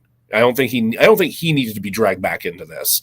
Nope. You know, and like for a while, I don't think he was interested in going back and dealing with this. Like, I'm not sure. I don't know. I'm not 100% sure on that, but I know that there is certainly a reality where I wish that he hadn't, and it's this one. It's this one right now. God, like I'm not saying that like the Snyder Cut's not without its merits. Like again, there's some stuff that he did much better in that movie, but that was a very, very low bar. His entire DC universe that he built is not my cup of tea. Yeah. If it is for you, great. Yeah. There's a bunch of different versions of the same heroes. There's how many fucking Batmen? Pick your favorite. I immediately became skeptical of Snyder's vision for the DCEU from Man of Steel. Like when that movie came out and it turned out to be just Dragon Ball Z, like Strongman Randy and Dragon Ball Z, like it just, yeah, I was losing interest rapidly. That's one of those movies where the trailer was fucking gorgeous. And I'm like, oh, the trailer was way better than the movie. It super was. Absolutely was. I chose 2017's Ghost in the Shell. Oh, because this is a movie you hate, not a movie you dislike. Like I dislike many a movie. Sure, but there are a few that I'm like, I am angry for having sat through that. And this is up there for you. Yeah, another one where the trailer was like pretty decent. I remember the trailer looking pretty good, but like there was just so much outrage about her casting. It was like, yeah, probably gonna skip this one. Even if I had let that pass, which I clearly did because I went and watched the fucking movie. It's a beloved movie. It's based on a beloved movie. Yeah. Beloved franchise. One that I rented from movies. Yeah. As a youth. And I went and watched it, and like not only is it's a bad adaptation, whatever, there's plenty of those, but that they tried to do a bait and switch with, so the character's traditionally a robot, but also Japanese, a Japanese robot. Yeah. And then, as are most of the characters in the movie, recast as ScarJo, who I forget where she's from, but she's white. She's white. Yeah. White as a sheet. She's not. I think she is from like Eastern Europe somewhere. It doesn't matter. Not important. Yeah.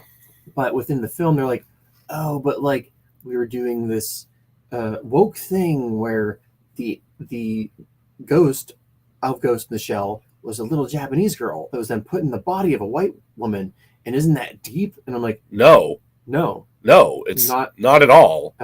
And it's not part of any version, because there's like 4 different versions of the origin story for Ghost in the Shell. And you guys really kind of put your foot in your mouth there. Why is that so constantly a thing? Because like fucking Altered Carbon on Netflix did the same shit. Really? Where they put an originally Japanese character into a white person's body in the first season of it. And the second season, they put that same character into Anthony Mackie's body. Which, that got interesting. It's like, okay, now you're having this same person be multiracial and also at various points portrayed in like his original body as well. So like there's all sorts of stuff as that series goes on that's kind of interesting. But like the immediate look is like, oh, you're doing a ScarJo with this kind of, that's odd.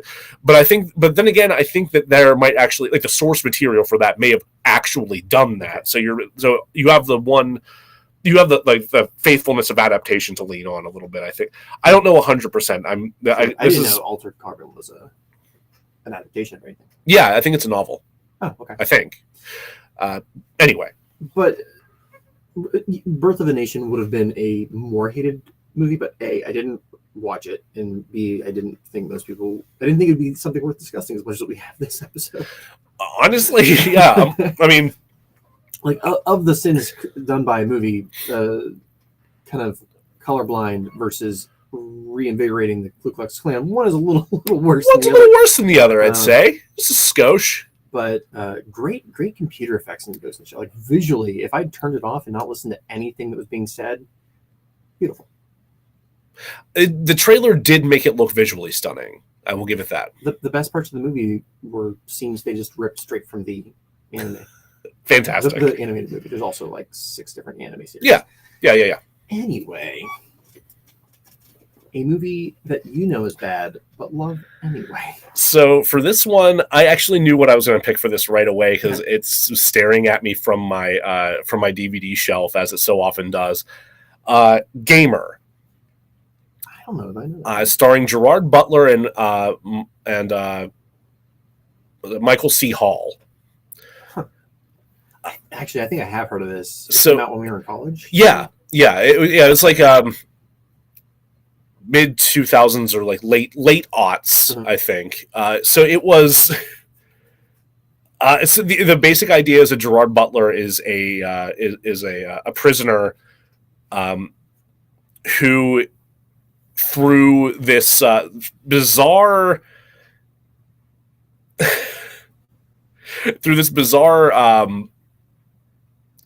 tech scheme that Michael C. Hall's character has come up with, has an opportunity. Yeah. Okay. Yeah. Hold on. I want to make sure I'm getting his name right. Sure.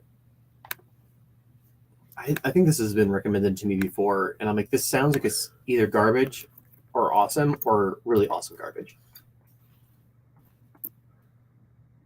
Yeah, Michael C. Hall. Yeah, that's right.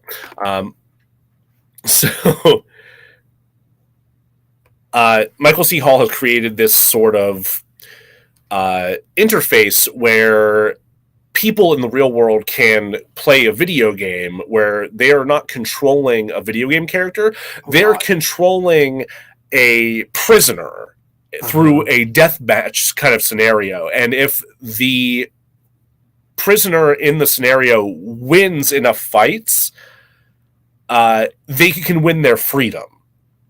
Okay. And so Gerard Butler wants to get out and like be able to go back to his children and his family. I think that he was maybe framed for what he did. It's been a long time since I watched it, but like it is gory and violent and wild. And then in the climax, you of course, Michael C. Hall as like this, this tech magnate turns out to be the bad guy. What? Naturally. Yeah. All comes down to him like coming out in his big bad guy moment with a musical number. And it's real fucking weird. I was like, this feels a little bit like Running Man until you said that. Like, it's so strange. It's a really weird movie. It's not good, but god damn it if I didn't enjoy the hell out of it. Right. I mean, it's a movie that's bad, but you love it anyway. I did a talk on it in grad school. Just like we had like a little film club where we would we would give a presentation on like why we thought a particular film was interesting or worth talking about, and I brought that in, and like no one liked it, but god, it brought up some great discussion. Yeah, I bet. I should have to give that a shot. It's an interesting premise. I'd watch it again. I chose another thing I did was I sometimes I picked 2 just in case we doubled up. Sure. So I was like, I don't think Joe would pick Ninja Turtles 2: Secret of the Ooze, but oh man, that that actually was a possibility. I've also since like gone back and watched the first two live action ones, and I do like the first one more, but I also don't think it's a bad movie. Like I would fight. No, the first one's a good movie. If I will die on that hill too. I have a lot of hills I'm dying on this episode. So many hills. So I picked Conan the Destroyer as my pick, my actual pick, and I rewatched that last night. Conan the Destroyer. Okay, yeah, you did mention you went back and watched it to make sure it holds up the way you want it because you didn't want another Daredevil situation. Where I'm like, oh, I'll pick Daredevil as my like guilty pleasure, and I watch it. I'm like, I fucking hate this movie now. No, Conan the Destroyer was still very enjoyable. It's aged poorly in some areas. Oh, sure. Is this Schwarzenegger? Mm-hmm. Okay. Yeah. The first Conan movie, Conan the Barbarian, is considered to be pretty good. Mm-hmm. The sequel is more like campy. And if I am being completely honest, I do prefer the second one. It's more fun. Sure. It has I think Grace Jones in it. Oh, nice. Yeah. That's awesome. Like a warrior woman. She kicks a lot of ass. Hell yeah. It's a fun watch. A movie that instantly puts you in a better mood. So I did pick a specific one, but I mostly chose it so I could talk about 3 movies. Sure. So I picked Hot Fuzz because it is one of the best movies I've ever seen in my life. It gets better the more you watch it. It does get better the more you watch it. And it automatically, even if it is kind of propaganda in some ways, like it's so well executed and funny and like just God, it's so like, and the circularity is so tight. It's so good. Yes. It just always puts a smile on my face. But it's the entire Cornetto trilogy. Just all 3 of them are so fucking good. Like Shaun of the Dead is like the send up of zombie movies that like is bar none. It's the best spoof zombie film. Yeah, because it's done with such care and such love for the genre, and it's just so goofy and fun and like well done, and the effects are excellent. I don't know if this was ever a thing that happened to you, but in high school, every once in a while, a movie would come out, and like all the cool kids would say, like, "Oh yeah, have you seen this?" But you haven't. So, one was like Donnie Darko. Yeah. Oh, have you seen Donnie Darko? Yeah, it's pretty good. Man. And then I watched that and went, "What the fuck did I just watch?" I was definitely one of those kids like, "Oh, you seen Donnie Darko?" I mean, it kind of in a good way. Like, what the fuck did I just watch? Because I did go back and watch it like 8 more times. But then Shaun of the Dead was also on that list where you're like, "Oh, have you seen Shaun of the Dead yet?" Mm-hmm. And I think it released only in like some theaters. Like it was a limited release for sure. You had to like drive down to Pittsburgh to see it, and I was like, "God damn it!" But even The World's End, like that movie, just kind of lives rent free in my head sometimes. Like it like the homage to like Jackie Chan style kung fu films and the like such skillful lampooning of like adult man-child films like the Hangover, is spectacular. And just even just for like if you enjoy the previous 2 movies in the trilogy, the role reversal between Simon Pegg and Nick Frost is so fucking good. And the drunk acting. The drunk acting is so thoroughly believable. Like you really believe that they are actually getting trashed on set because of how well they act drunk. Like it just progresses in these little ways that are just so subtle, and then eventually you're very not subtle. Right. Just like when you finally have that moment where Nick Frost is like, just like, I don't know, you have no better ideas, fuck him, go with it. And he runs through the door and jams his hand through the glass accidentally. It's like, I don't know if that was on purpose or not, but fuck, it was good. Have you watched Edgar Wright, right? Yeah. Have you watched his most recent? I think Last Night in Soho. No, I have not watched it yet. I'm dying to watch it. It looks so good. I think it's one of the ones that got like delayed. It did because of COVID. Yeah, it did get delayed because of COVID. He had 2 movies come out this past year. Actually, he had that, and he had a not a biopic, but more almost like a documentary style thing about like one of his favorite musical acts. Okay, I forget the name of the act, but like that's also something I want to watch. Like, I fucking love Edgar Wright. I would love to have seen his Ant-Man. Yes. Yeah. Because you can tell from that movie, like, no offense to Peyton Reed, but like Ant-Man, the first Ant-Man is so good because of the script, and it's Edgar Wright's script. Yeah. The second one is one of my least favorite. It's my least favorite MCU film, I think. Yeah. Nothing against the actors. The actors did a fine job. No, the actors were fine. Nearly strong. For me, I couldn't pick just one. I mean, I guess if I were to pick one, like Ghostbusters is pretty immediately like. I'm in a better mood immediately upon watching it. But I also assumed that you would choose it. I know that's up there for both of us. Yeah. And then I was like, oh, The Shining. But then I was like, that's the Dark One. Henry, Portrait of a Serial Killer. And also, like, given what we know about Duvall, it's still top 5. It's an excellent movie. Yeah. Just so I kind of like chose somewhere in between and went with The Thing. 82's The Thing. Oh, yes. So good. It's so good. It's just so good. The performance, the characters, the scripts, the sets, the monster designs. Yeah. The wet puppets, just so great. The sound that like piece of metal makes on that petri dish. Yeah. Yeah. Can't go wrong. I think one of my fucking John Carpenter. God. I would love it for him to make like even just like a short film, just like one last little short film for me. Yeah. I think for one of my birthdays, I made a bunch of Jags go down to Row House, any movie house, and they were showing it there, and I was like, hey, let's go. Yeah. Did you do a movie you love but would never recommend? I had a lot of trouble thinking of one, but I just thought of it in the past like 10 minutes. So this is a movie I loved it in college. I have watched it since then. Boondock Saints. Right? No, not Boondock Saints. It doesn't hold up all that well, but there's still like a bunch of stuff that I enjoyed about it. But I would not recommend it to anybody because I know it's not that great, and B, just the name's extremely off-putting. Wrist Cutters, A Love Story. Ah, yes. I have seen that. Mm-hmm. The only scene I remember is where the guitarist is playing on stage, and because all the characters in the main characters in the cast have committed suicide. Yes. And he's just like, fuck it, dumps his beer on his electric guitar and electrocutes himself. Yep. And like I've felt that at work a number of times. I think the one that stands out for me is the image of the woman's head in the stove, and as the camera pulls back, there's a post-it note left there that says, "Are you sorry now?" Just absolutely fucking grim.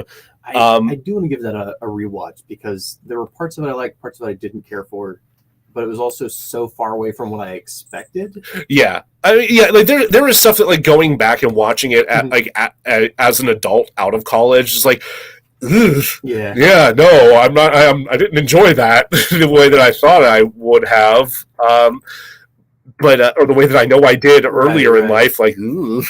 But there's still a lot of it that's like that is kind of fun and like the movie has a lot of problems, and again, I would not recommend it to anybody, but yeah, I enjoyed it. Yeah, it's definitely not a thing that I can like sitting on the bus with somebody having a discussion about movies. Like, oh, have you seen this movie? You should give it a shot. I think Shea Wiggum in particular, I thought was really interesting. And there's probably an argument for this being culturally appropriative, like the way that his performance works. But his inspiration for his character is the lead vocalist and one of the guitarists for the band Gogol Bordello. Okay. Yeah. And that tickled me then, and it still tickles me now. It's just like I feel like he did. You could tell he's having a lot of fun with it. Yeah. I'm listening to them in my head. Yeah, it's like one of the bands you've said. I'm like, I know that one. Yeah, finally, yeah. I did it. Yeah. Just I probably know of them from that movie. It could be. That could very well be. I went with the movie that I've talked to you about before, So I'm going to hold up here to the camera. Beyond the Black Rainbow. Yes. Okay, you have talked to me about that before. Yeah. Specifically because we were going to sit down and watch Mandy. Yeah. Same. I'm going to try to say the director's name. Panos Cosmatos. Sure. Let me see. His dad directed Rambo 3. Oh, good Lord. So he wrote and directed Mandy, but his first feature is Beyond the Black Rainbow. And if you had trouble getting through Mandy because it's not a super straightforward narrative, you're gonna hate this one then. Yeah. I think his filmmaking style is best summed up as slow heavy metal music playing. This is psychedelic. For Mandy, yes. This one's more of a psychedelic. Oh, it's just slow psychedelic music playing. Yes. Okay, interesting. I've written many a time to the soundtrack. It's kind of like if you took the last 20 minutes of 2001: A Space Odyssey with just the parts of Stranger Things that happens with Papa. Okay, yeah. And like Heaven's Gate. Not the movie, the cult. Oh, God. Fuck. The length of Heaven's Gate, but the terrible acts of Heaven's Gate. The worst of both things. So I love it. It's definitely more of a visual film. It's not quite full on Jodorowsky because I know what the fuck happened, but it's if you. I'm sure you've heard of the triangle of like substance. If you're writing a movie, you can have character, style, and plot, and you can only choose two, or you can have like a little bit of each. Yep. This is he moved all the sliders to style. Okay. And if you like dark synth, go for it, man. I was just rewatching because another one. Years. I wonder if it's still like. I'm like, yeah. Also a little bit of THX 1138 in there. Okay. But it's not a movie I would even recommend to most movie fans. Not because it's like heinous. It's just like most people are going to watch it. This was slow and boring, and I didn't care. I'm like, there's no plot. It's just pretty and dark and weird. And there's like one scene where you trip balls real hard. Hell yeah! So that's our 5. That's our 5. I went beyond. You'd mentioned you'd done a little bit more. So you also did the overrated superhero. Overrated superhero movie, because that's what we asked Raphael that one. Yes, and then I also did a movie I love that instantly puts me in a bad mood. Right, the reverse of the other one. Fascinating. Overrated superhero movie. Maybe this will get us canceled. There's two. Oh no. Okay. The one, and I should say, like, I don't think either of these are bad movies. I just don't think that they deserve quite the amount of love that they got. 2017's Wonder Woman. Ooh. And I really enjoy the first act and most of the second act, but the third act is a clusterfuck. That's kind of just a superhero cinema problem. Yes, I feel like, because Marvel is like notable for having that issue through a lot of their movies. I think, especially their earlier films, and I think what happened, and I have no way to back this up.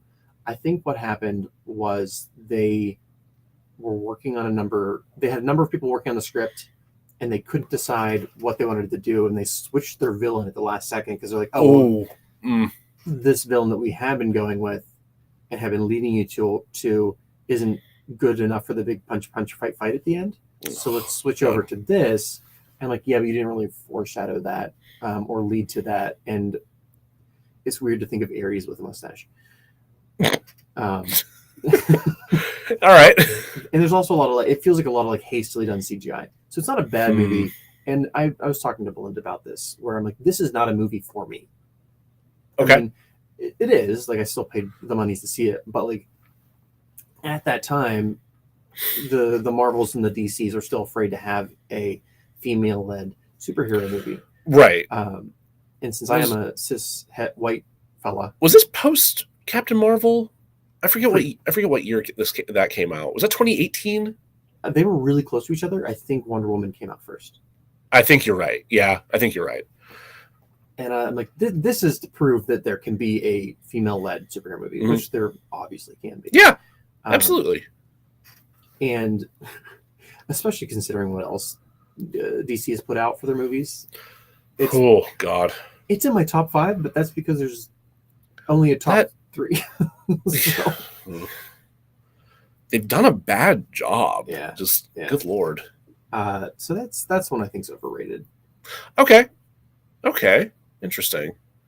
I still haven't seen either of the Wonder Womans. The second one's absolute garbage. I have no issue saying this. I've heard some shit about the second one that makes me just not want to watch it. But it's astounding. Like the first one had its issues. The second one, I'm like, what did you do? Like you supposedly were given full control over the story, and you pooped. You pooped. That's not D.W. Griffith's grave. That's not. No, you hold that in. Oh, man. Overrated superhero film. I'm not sure what I would say for this, honestly. I've picked on Justice League a lot. Uh-huh. So I don't know if I can say that again. Just there's also movies that I think have kept their fandom but aged poorly. Mm-hmm. Like the first Tobey Maguire Spider-Man. Yeah. It is beloved, but it was also like aged poorly. Yeah, I can see that compared to how superhero movies have been done in recent years. Like, yeah, it's. I'd have to go back and watch it again, but yeah, they needed time to crack the formula, which they didn't too. To my, I still were like heavy on the way to like. As far as adapting a comic book to a movie, yes, absolutely. Mm-hmm. Yeah, man. Because like I think Iron Man's another one I would say is overrated in its like nostalgia versus its kind of. That one I have watched again more recently, like within the past like 4 or 5 years or so, and same. I don't know, like I still feel like that one holds up pretty well. Yeah, it's not bad. But given how much Marvel has succeeded in the last couple of years, I'm like, oh man, just because Marvel's kicked so much ass, you are now like below the top 5, top 10. Yeah, it's kind of wild to think about. But like that's the kind of like the issue with Phase 1 is like the Phase 1 and some of Phase 2 is like they're still going with like, you know, we have to tell these formulaic stories, right. And they're only now starting to like get out of that and like let people tell stories in their own voices. Which thank you, Taika Waititi, for fucking breaking that wall down. Jesus. I can't wait to see what Raimi does with Doctor Strange. I'm a little nervous, but I'm excited. Oh my God. Yeah, I'm really struggling to think of what I would say for this one. Shit.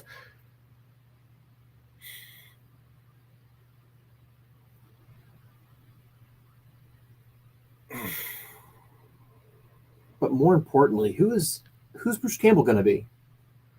He's got to be in there somewhere. Like you know he's going to show up. Vote for no, damn it! I'm still bummed that Nathan Fillion never got to really pop up as Wonder Man because he was God. Well, hey, who knows? We'll see what James Gunn puts together in Guardians 3. We have Guardians 3 and we have the holiday special. We do have the holiday special as well. There's still some opportunity to get Nathan Fillion in there. I mean, he did work him into the Suicide Squad.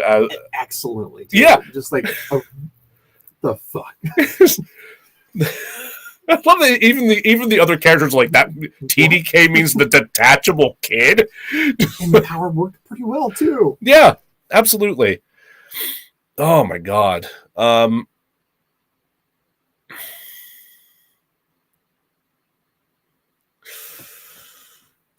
don't have to answer. This was one I just kind of did for kicks.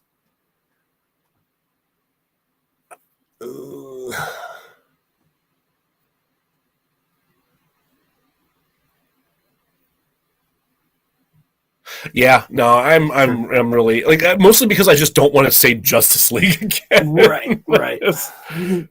Batman v Superman. the prequel to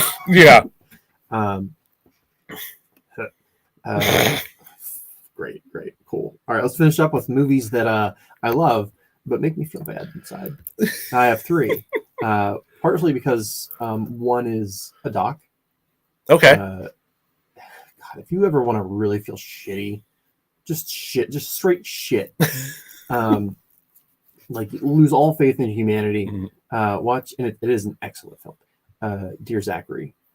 I have heard that. Yeah. I have. Yeah. I don't entirely know what it's about, but I have heard like, yeah, no, this will crush you. It's I guess technically it's true crime, but it's also has to deal with like the failure of the child welfare system and some custody issues, and it all is just the fucking worst. Okay, yeah, that would be harrowing. Yeah. Then I wanted to pick an older one as well, so I went with Touch of Evil, which is an Orson Welles film. Okay, I'm not familiar with that one. It's kind of came at the end of the original run of film noir. He plays a old sheriff who's corrupt as fuck. It also has Charlton Heston in. I don't know. He's not supposed to be Hispanic, and they tried to do that.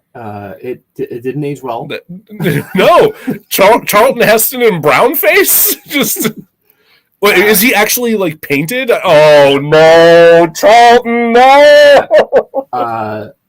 So luckily it's in like black and white, so that helps a little, I guess.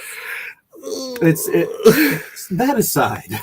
Why does that man look grayer?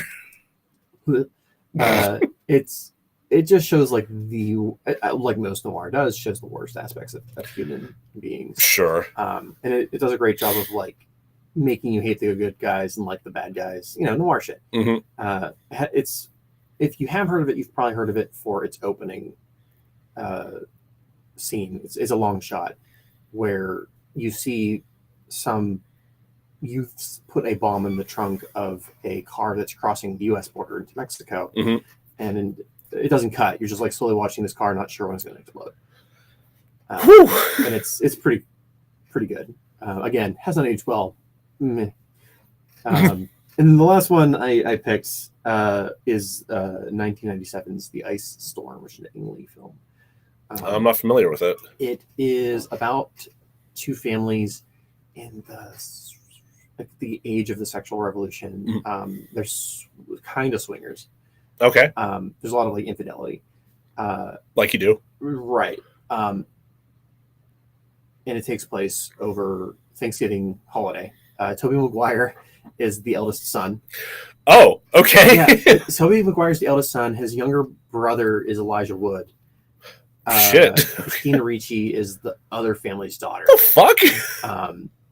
It has Kevin Kline is the dad.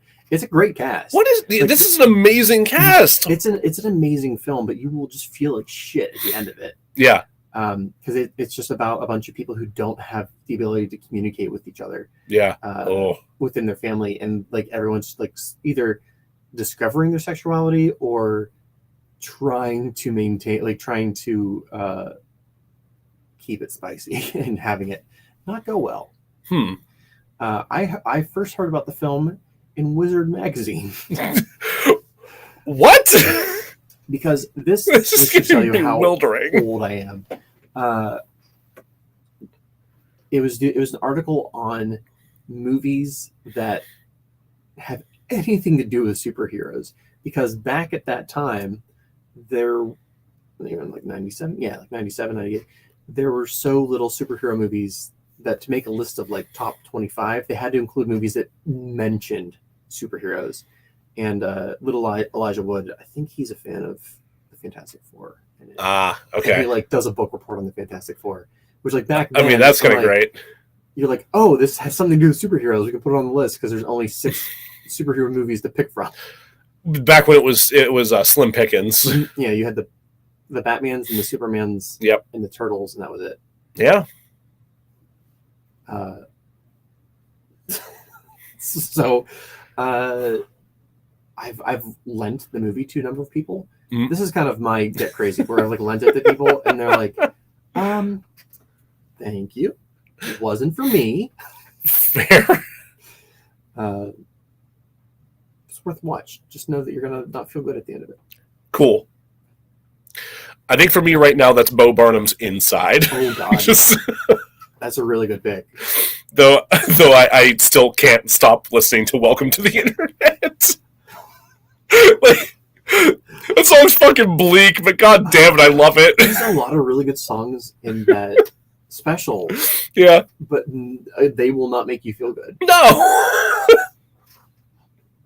Yeah. Oh, God. It's a weird mix of, like, the first time I watched, I'm like, I am both very happy because that was enjoyable, but I'm also fucking miserable. Because of the state of the world that I've had to be faced with. It's kind of like when I watched Vice, and I was like, that was an excellent film. And now I want to jump in front of a bus. Yeah. Yeah. Well, hey, thanks for joining us at DeRazzled. Hope you had a great time. A lot of good movie recommendations.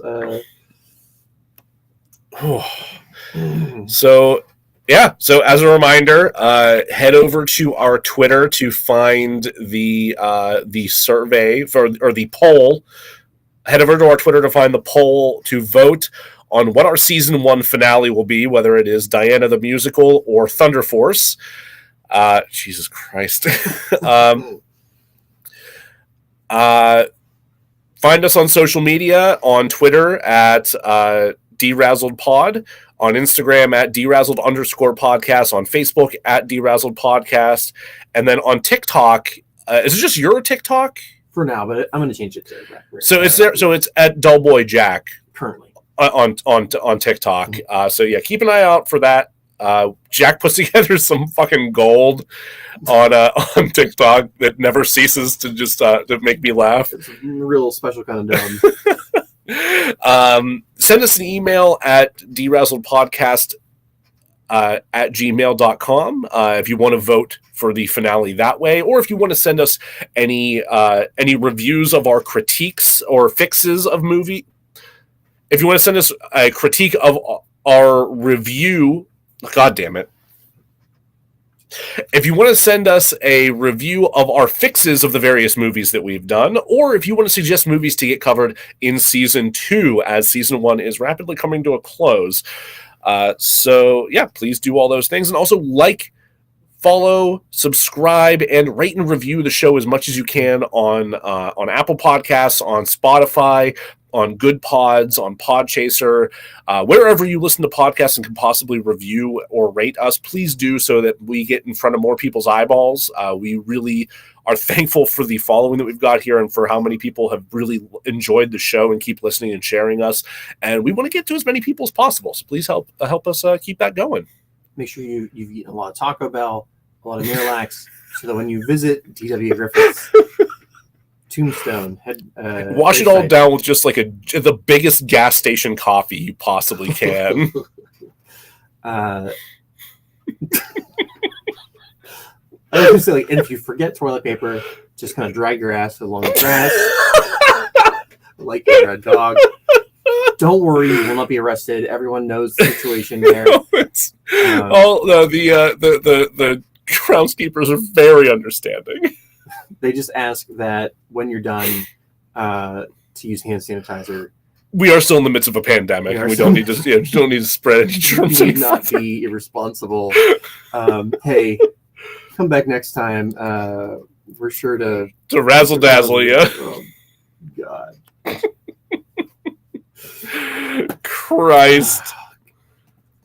I'm gonna go ahead and just Google search, see if I can find his where is he now? He's dead. Buried. What?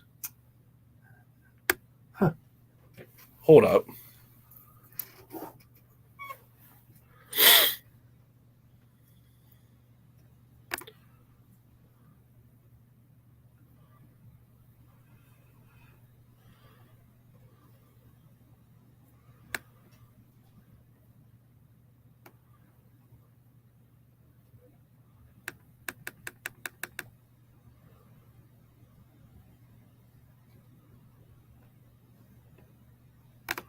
Why the fuck did that happen?